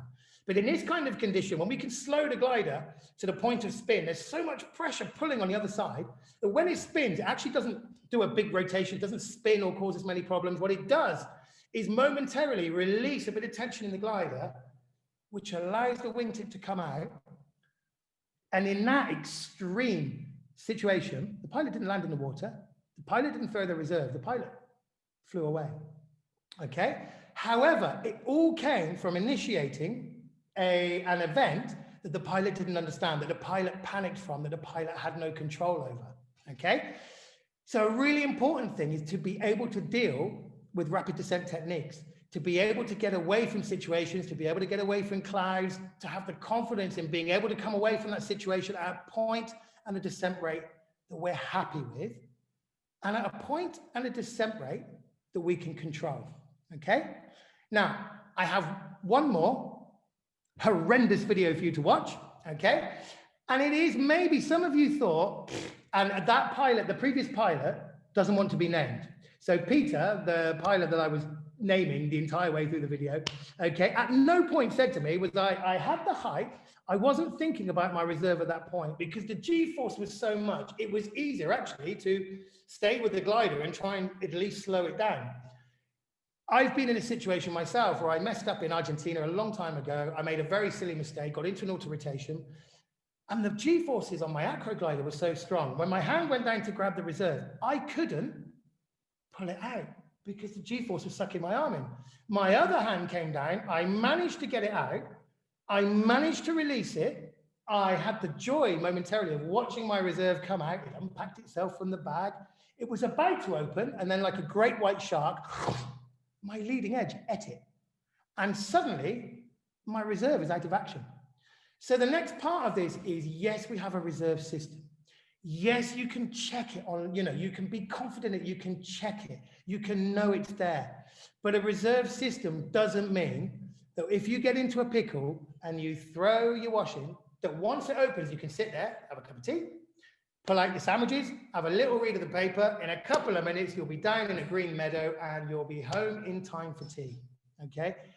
It's not good enough to say, if I get in a pickle, Lee, don't you worry. And I'm very confident with my kit now, thank you very much. So I'm gonna get my little red handle, I'm gonna lob it out, and everything's gonna be fine, okay?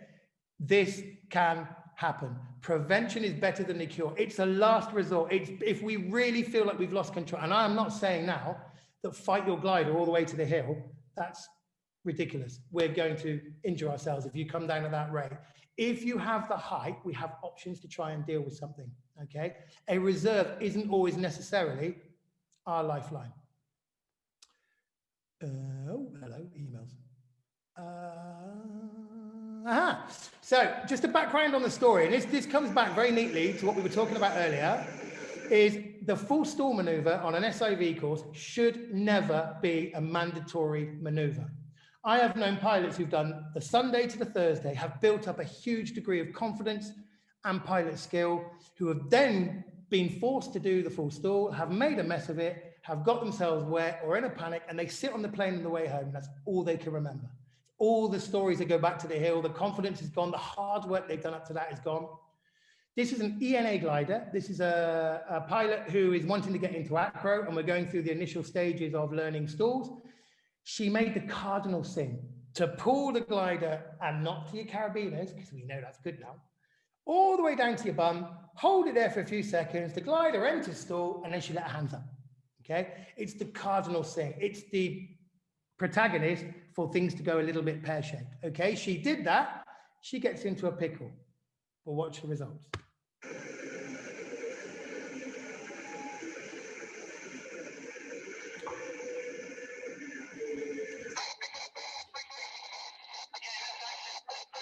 Again, big cravat. We're starting to get to see the pattern now. Cravat, turn, potential auto rotation. It's been the same form in all the different scenarios that we've seen.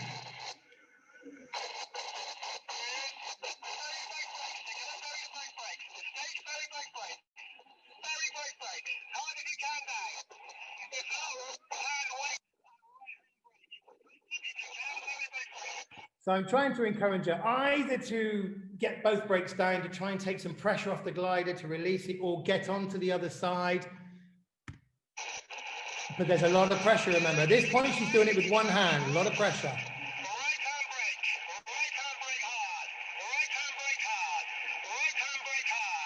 It's clear at this point that she just doesn't have the strength to stop it. An ENA being very big, very stubby, very pressurized, incredible amount of pressure. We can only afford to lose enough height before we have to admit defeat.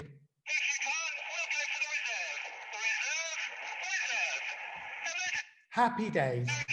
Happy days. Already you might well be getting out the cup of tea, getting out the newspaper. We've thrown our reserve. Everything is going to be fine.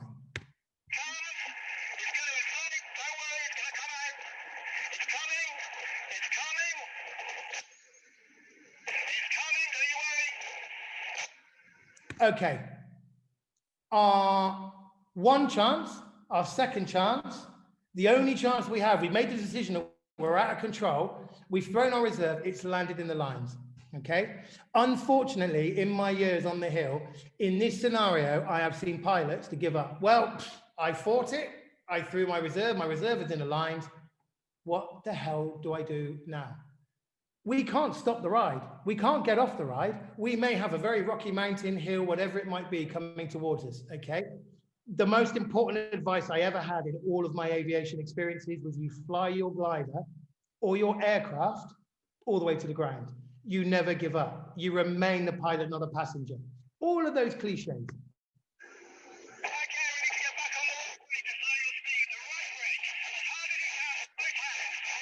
Hard as you can with both hands.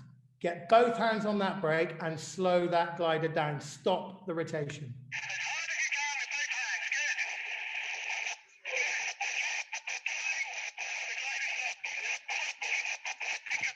From an extreme situation, that glider is now flying like it had just come from the factory. Okay. How many of you would have thought, and again, you can't tell me, how many of you would have thought that was an unrecoverable situation? In my early days, I would have put my hand up to that. The two last examples we've seen are extreme, and I mean extreme. You know, these are highly unlikely to happen to you in your flying career. However, if these extreme situations can be recovered, then it means it's going to be a lot easier to recover other situations with a lot less pilot effort if we know what to do. Okay, she gets away with that. The issue now is there's a little bit of drag from her reserve being tangled in the line. So we have to make sure that that doesn't turn you. But have a look. Now imagine this is water. Unfortunately, she didn't have the height to make it back to the beach. So we took a safety option to land her in the water. The camera footage goes a bit shaky now, but look how soft she lands. If this was a landing field, she could have easily landed with no harm.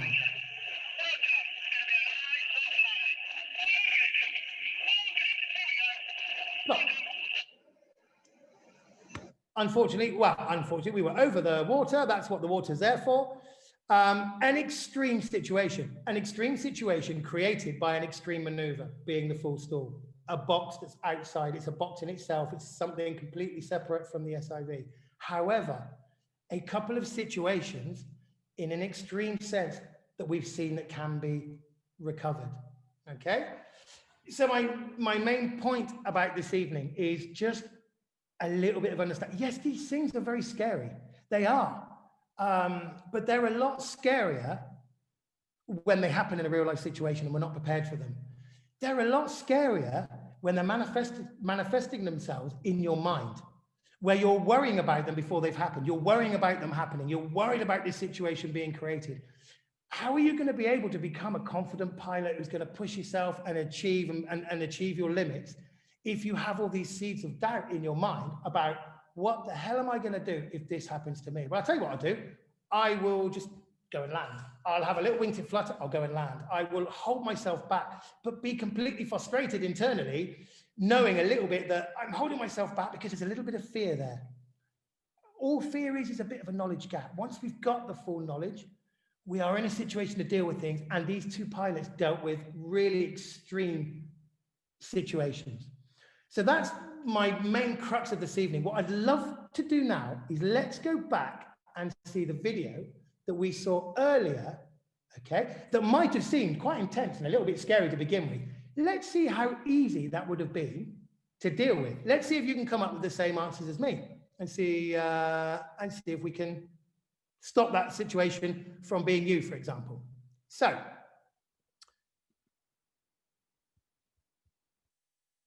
back to the video. So already we're at fairly low altitude. We're flying along a mountain. It's a blue sky day. It means it's a stable day.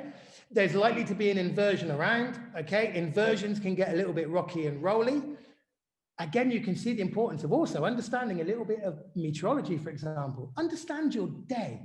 How's your day? It's a very blue sky day. It's a very inverted day.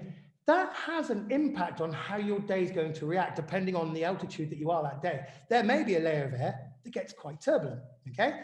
We are close to the hill at this moment, so we need to be a little bit focused. She's not on speed bar, okay? She's flying, but with hands all the way up. No brake pressure at all, absolutely none. If I'm close to the ground, I give up a little bit of performance for a little bit of feeling in the brakes, because I need to be ready to catch stuff, because I don't have the luxury of time that those two pilots that we saw previously had to sort out situations. So already I'm prepared, I'm close to the ground, maybe I'm just leaning away slightly, I'm countering my weight. Away we go. Everything good. Well, a deflation on the outside. This is a dream scenario, because what does a glider do when it deflates? A glider deflates, the outer wingtip dives around, okay? The hill is on our right-hand side. The deflation is on our left-hand side. So all that deflation is going to do, if we allow it to turn us, is going to turn us away from the hill, okay? Which it does. The deflation is recovering. Now, this is a ENB, high-end ENB glider. It's an IOTA, but they're very lovely gliders. Have a look. The glider deflated, it's turned only 90 degrees, and the deflation is coming out. The only thing we need to do here is to break the dive. So, off, a deflation, woof. It's turning us away from the hill. Okay, break the dive. If the dive was broken at this point, we would fly away. The conversation would be finished. No break. Do you notice the opposite side of the glider? We've already seen it on a few of the examples earlier. The opposite side of the glider rolls in. Okay, this side that had the initial deflation, I'm pointing at the screen now, which obviously you can't see. The left-hand side of the glider that had the deflation is flying, has been flying again, pretty much after the initial situation. Okay, the pilot was completely focused at the trees. Oh my goodness, now I'm very low, now the trees are there, okay? Thankfully, the cravat is pulling her again away from the hills. We've had a deflation that took us away from the hill. Great. We could have broke the dive, nothing would have happened. We didn't break the dive. We ended up being back close to the hill again.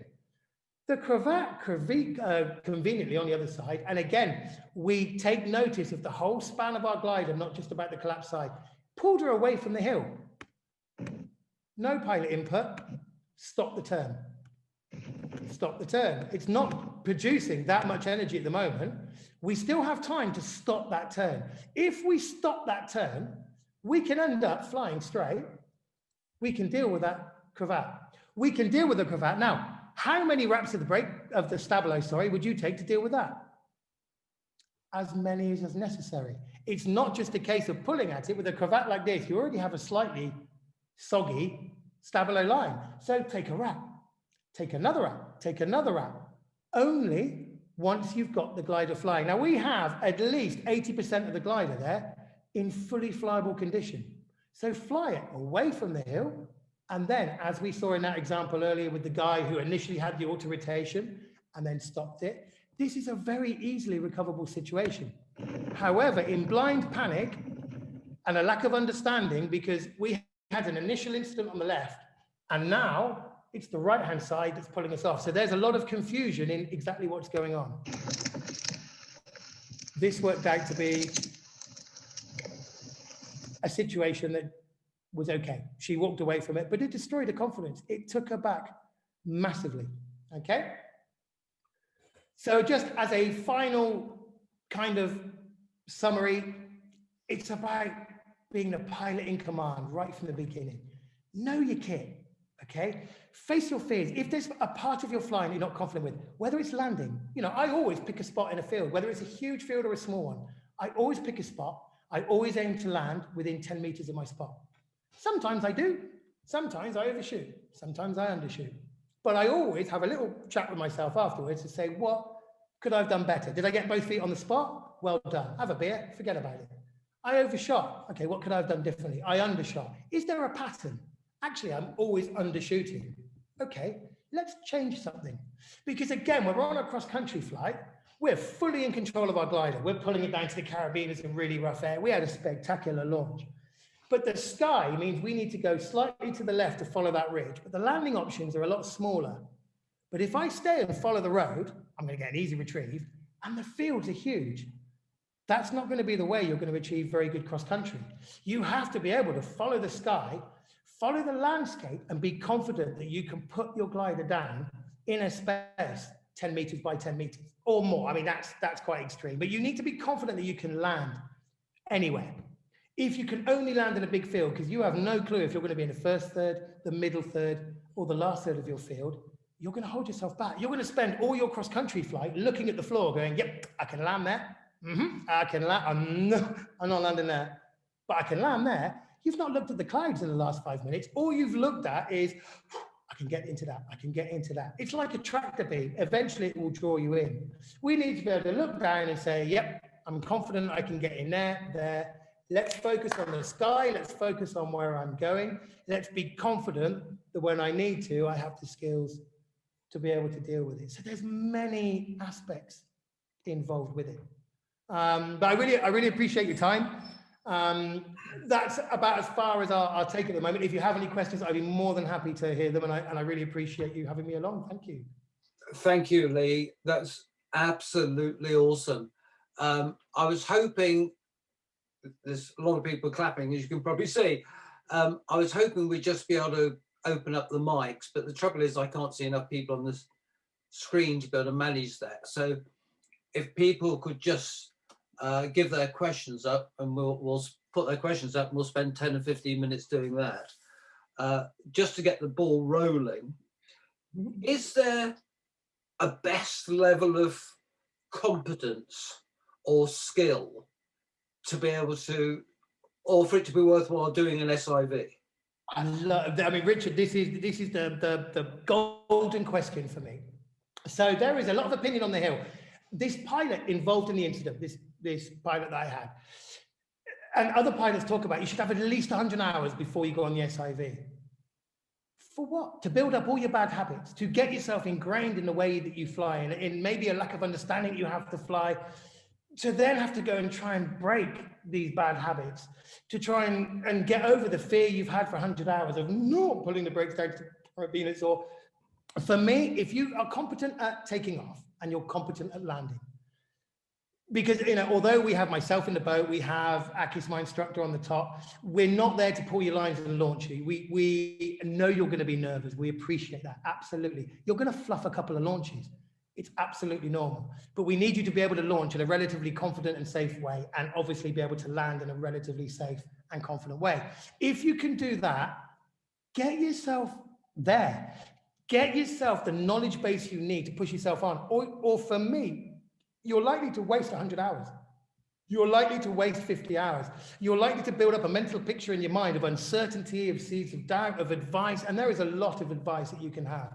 You really have to weed through the wheat and the chaff in paragliding and understand what you'll find is a lot of pilots on the Hill will be giving you advice. What they're actually doing is portraying their own fears. And while they're talking to you and giving you the advice, they're actually listening to it, hoping they'll take a bit on board.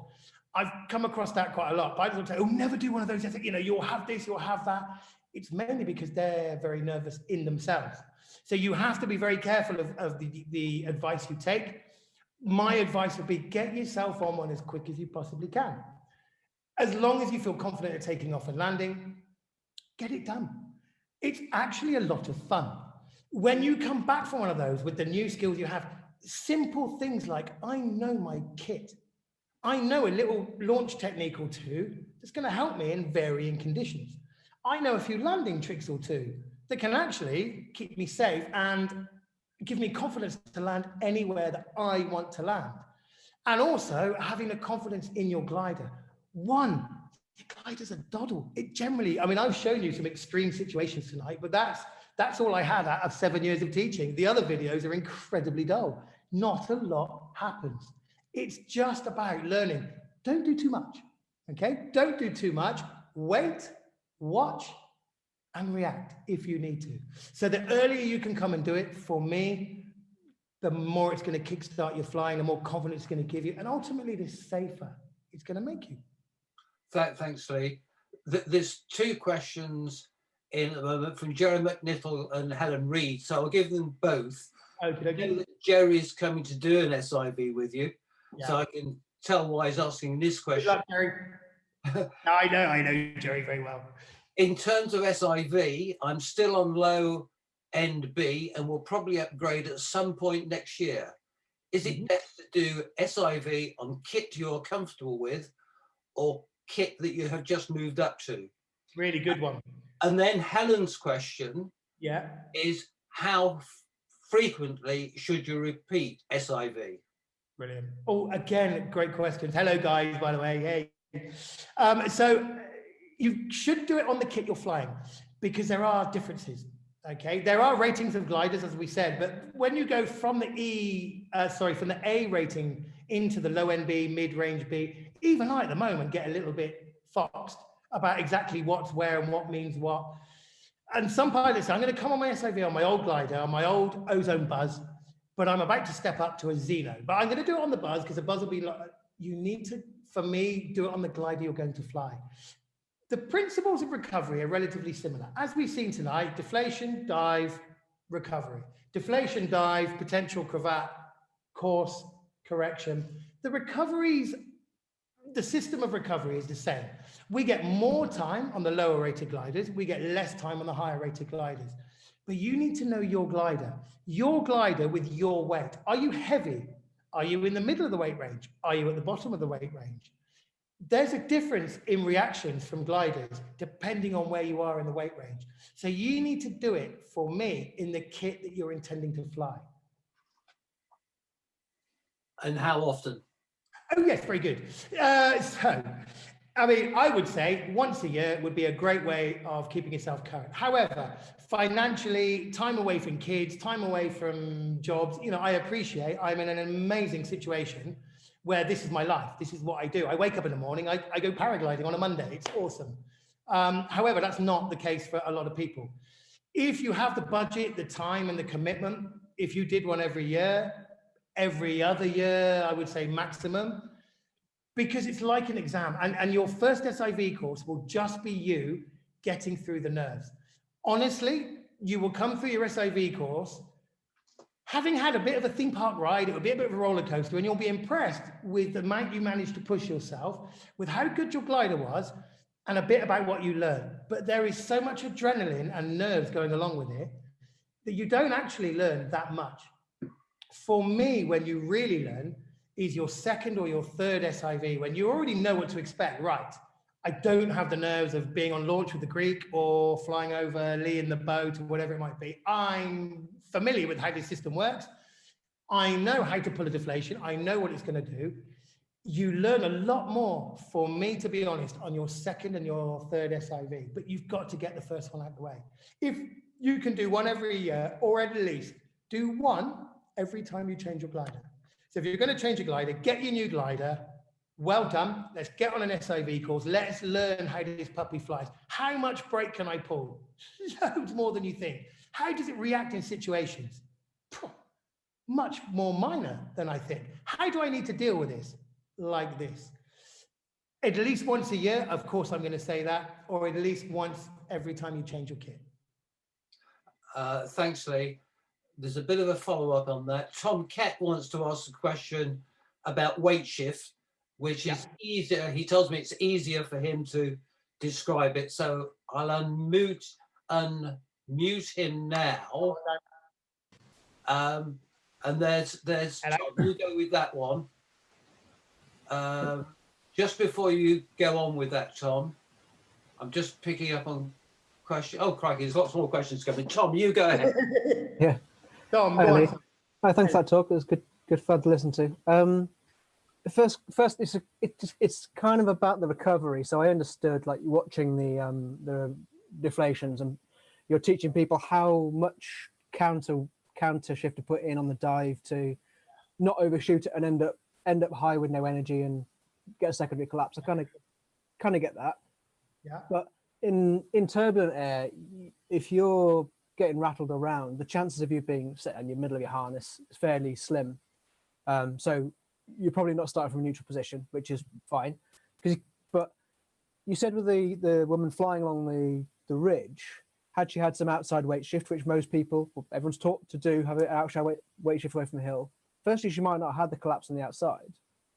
But if she did, it would have been a hell of a lot more violent, wouldn't it? I've always understood to lean away from the hill, but I've always thought if you lean away from the hill, doesn't that just mean you're going to collapse the side on the hill and you're going to stove right in? I've never got this. It's a really good and thorough question. So I lean away because what I certainly don't want to happen is if I have a deflation and it swings me into the hill, I don't have a lot of time to react when the hill's there. I have more time to react if it happens on the outside. And if I'm in tune to recognize, so I balance my weight shift, but I keep my glider straight. So I use the brakes a little bit to keep it flying straight. That's probably what we all do on ridges. However, if I do have the deflation on the outside and the glider starts to turn, immediately I'll be aware of where my weight shift is. But weight shift isn't so important as dealing with the glider, as the brakes that you have in your hand. So if I have a deflation, what can happen if it's a big one is my weight shift may drop in. It may be a little bit difficult for me to center my weight shift. At this point, especially if it's to the outside, I'm not worried too much about that. I am worried about breaking the dive. Because as we saw from that level of glider, a high-end EMB, by the time it was finishing its dive, it was already recovering. If we are on the brakes to stop the dive, we've stopped the turn, we've stopped the dive, we've prevented a secondary situation. And what tends to happen is the moment we put some pressure on to damp the dive, we squeeze the glider together, we increase the internal pressure, we help pop the deflation out, we take up more tension on our glider. It supports our weight shift. So if you have the presence of mind, okay, well, central weight shift. Let's try not to put more weight shift input in than I need to. But my main focus is on break the glider. Put some tension in it, because when the glider takes up tension, I'm going to automatically flop back to my central position, if that makes any sense. How's that? Good. A very quick one. You often see kit advertised no SIV. Does SIV damage kit? That's a good one. You also see them advertised with only 10 hours. No, to be honest, no, not after some time. SIV doesn't damage kit, but if you start to do really big full-on spiral dives, if you do the SAT maneuver, for example, the SAT is a wonderful maneuver. It's an acro maneuver. If you know what it is, great. If you don't worry. It's a really it's an auto rotation basically that's controlled. It does put stress on the kit. However, our kit is incredibly strong. There is lightweight kit, there is semi-lightweight kit, there's full fat kit. Now, I've been messing about, shall we say, with my Bonanza for the whole time that I've had it. I have noticed in test reports that my right side is asymmetrical to my left side because I do a lot of SATs on it. I do a lot of big spiral dives on it. I put it through some G-force and speed. The average deflation exercise swinging through, for me, it doesn't make any difference. When you start, as I said, putting on a lot of G-force regularly, it can start to stretch the lines a little. It can start to stretch the material. If it's a lightweight or semi-lightweight material, it can have more strain. But it's not, one SIV course will not kill your glider. 2 to 3, I mean, I have guys, thankfully, that come back regularly. You know, I have a little family of people who come back. I remember when they were terrified about pulling in big ears. And now they're going for some of the bigger rapid descent techniques, all this kind of stuff. Still flying the same gliders. It doesn't make that much difference. It's only when you start to do SAT maneuvers, a bit of acro, lots of stalls, if you have a lot of smack openings, that kind of thing. But our kit's pretty strong. Thanks, Lee. two not dissimilar questions, one from Andy Brown, one from Viv Fouracre. So a two-parter really. Yep. What things can you practice at home and what things shouldn't you practice at home? Well done. And then the second part is, if you can't afford the time and money for a course, are there any tips for things you can do at home to improve your flying? Yes, that's awesome. To be honest, they're the most awesome question. Yes. So take pride in your flying. Prevention is better than the cure. All of that kind of stuff. So be conscious of how you turn your glider. Okay. Make a 360-degree turn, just like you want to thermal. Okay. Make a thermaling 360-degree turn. Choose yourself a heading. Well, if you're going to make a 360-degree turn, you're going to come out on the same heading, obviously, I guess. So make a 360-degree turn, but come out of that turn with no excess energy, okay? We need to be able to turn nice and tightly in a thermal, okay? So in a thermal or in a tight turn, practice using a bit of outside brake to control the outer tip, because we're slowing the inner one down a lot as we're turning. The outer tip's wanting to accelerate. We've seen that in a few examples of deflations tonight. It's the outer tip that accelerates round because that's still flying at its speed. Same in a turn. Practice with your outside brake. Practice being able to go round and exit with no pitch and no roll.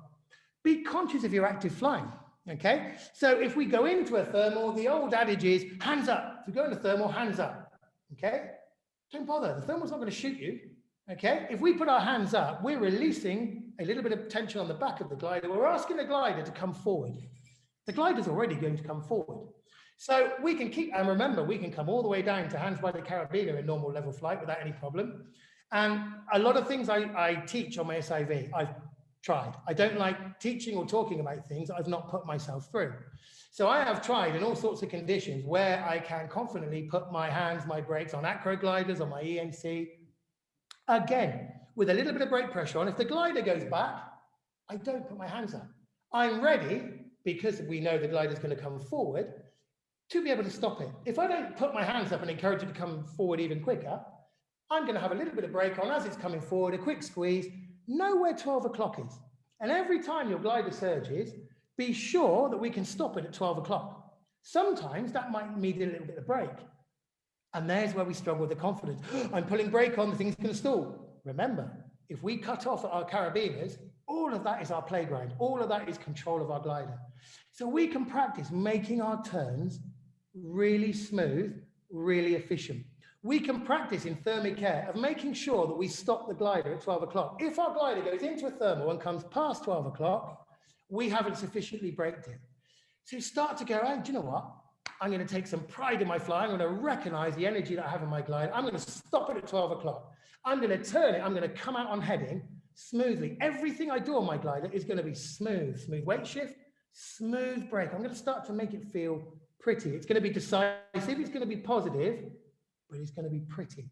And if you start thinking about the way you fly, you suddenly start taking notice of the way you fly. And then you start to become a little bit more in control. And anything that you learn on an SIV course isn't supposed to be only for over water. If you're going to practice something, if you want to practice a spiral dive, you need to know how to initiate it. More importantly, you need to know the consequences. So if there's something that you want to practice, do your thinking, do your mental rehearsal, understand how to initiate, what to expect, and importantly, what to do with the exit.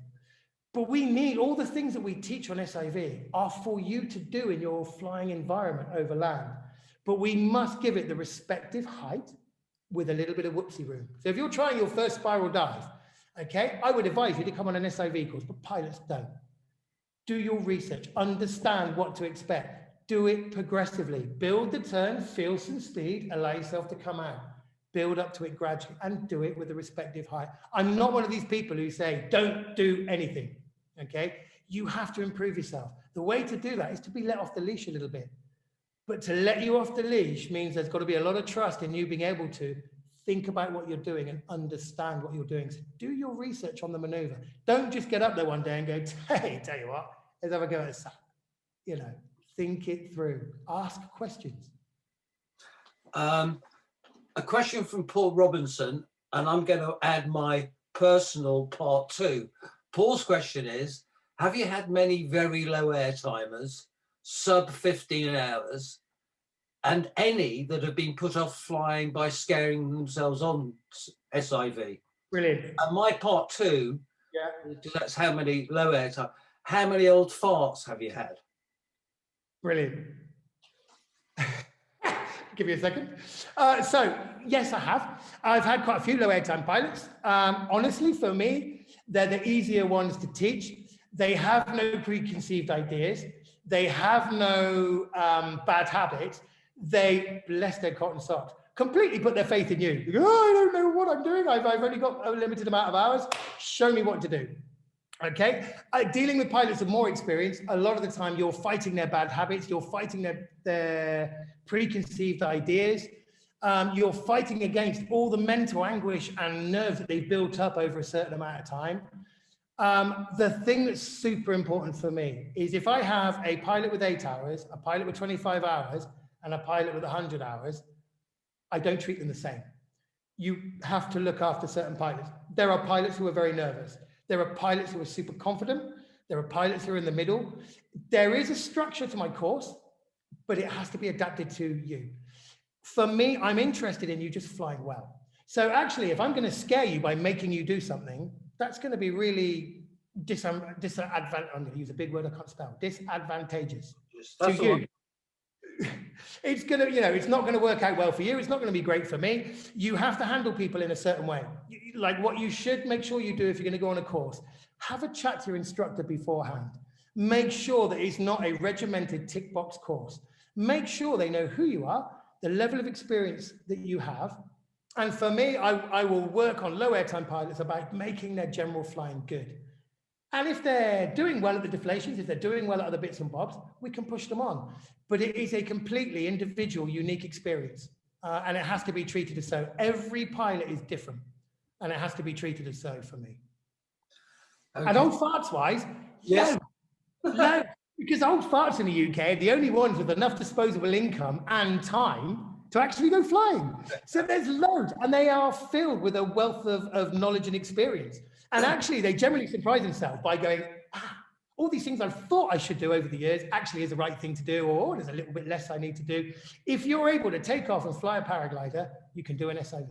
You don't have to do blood and thunder G-force maneuvers, because if that's not for you, then we learn how to avoid that and what we can do apart from that, if that makes any sense. If you're fit enough to fly, you're fit enough to do an SIV. Lee, thanks very much. There doesn't appear to be any more questions. I hope I haven't missed anyone. I think we're all done. It's just down. Oh, hold on. Oh, sorry, one more. A follow-up about the active flying from previous question. This is Paul Robinson again.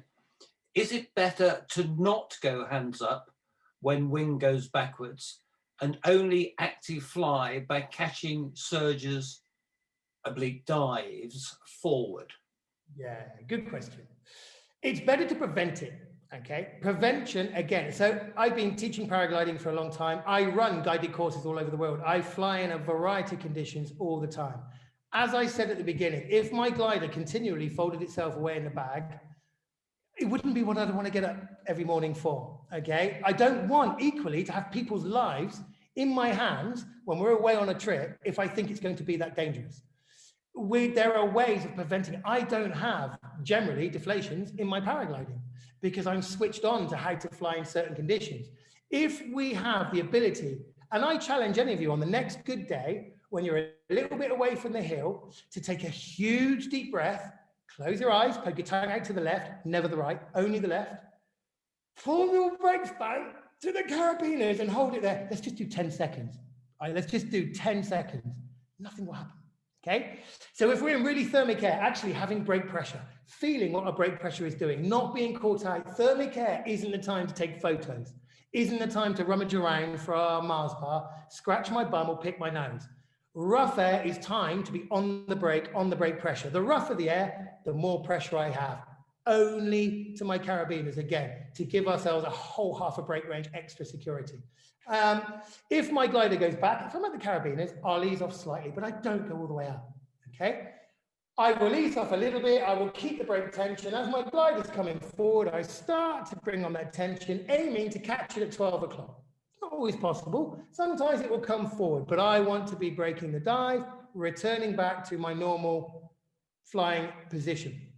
Active flying is a lot about preventing stuff by knowing when I can release the brakes, take photos, and when I need to be on the brakes and actively flying, when I need to be dealing with the pitch, when I need to be putting an input in. If I was to have a deflation, initially, we wait. We wait for the situation we know that's coming, which will be a dive. We don't panic. If I have a cravat, I keep my glider straight. I don't panic.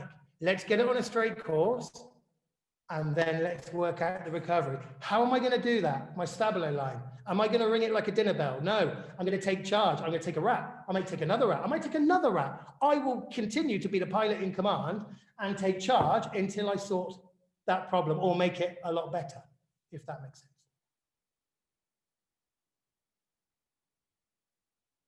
Hello?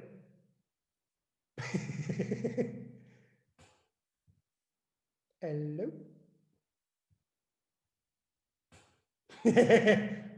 Hello? It's all gone very quiet.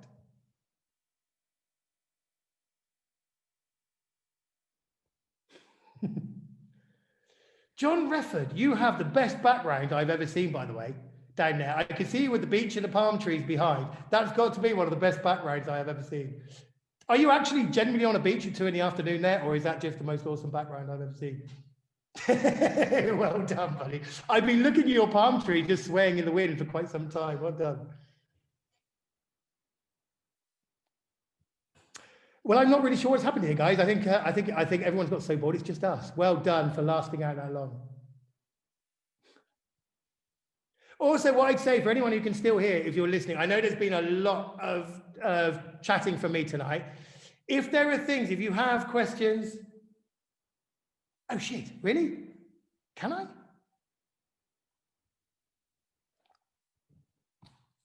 I don't know.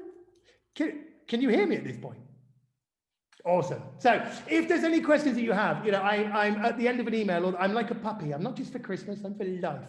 You know, so after tonight, honestly, guys, if there is anything that you think about, you know, it's going to take a little bit of time to process. I know Richard's been great and recorded it. If you listen to it again, if there's anything that crops up, you go, Lee, what did you mean by that? What was that? Whatever it might be, feel free to just drop me an email. You know, I'm around at any time. It would be awesome to answer your questions. I appreciate that there's been a lot of chatter. For sure, drop me an email, drop me a Facebook message, whatever it might be. I'd be more than happy to talk to you individually in a bit more detail if you wanted it. But I think it's only us surviving. I think our host is gone, so I'm going to probably sign out. But thank you ever so much for joining me, guys. It's been an absolute pleasure. I really appreciate it. And hopefully, when all this nonsense is over, we'll catch you in the air, eh? Awesome. Have a good night and a very Merry Christmas as well. Enjoy. See you guys.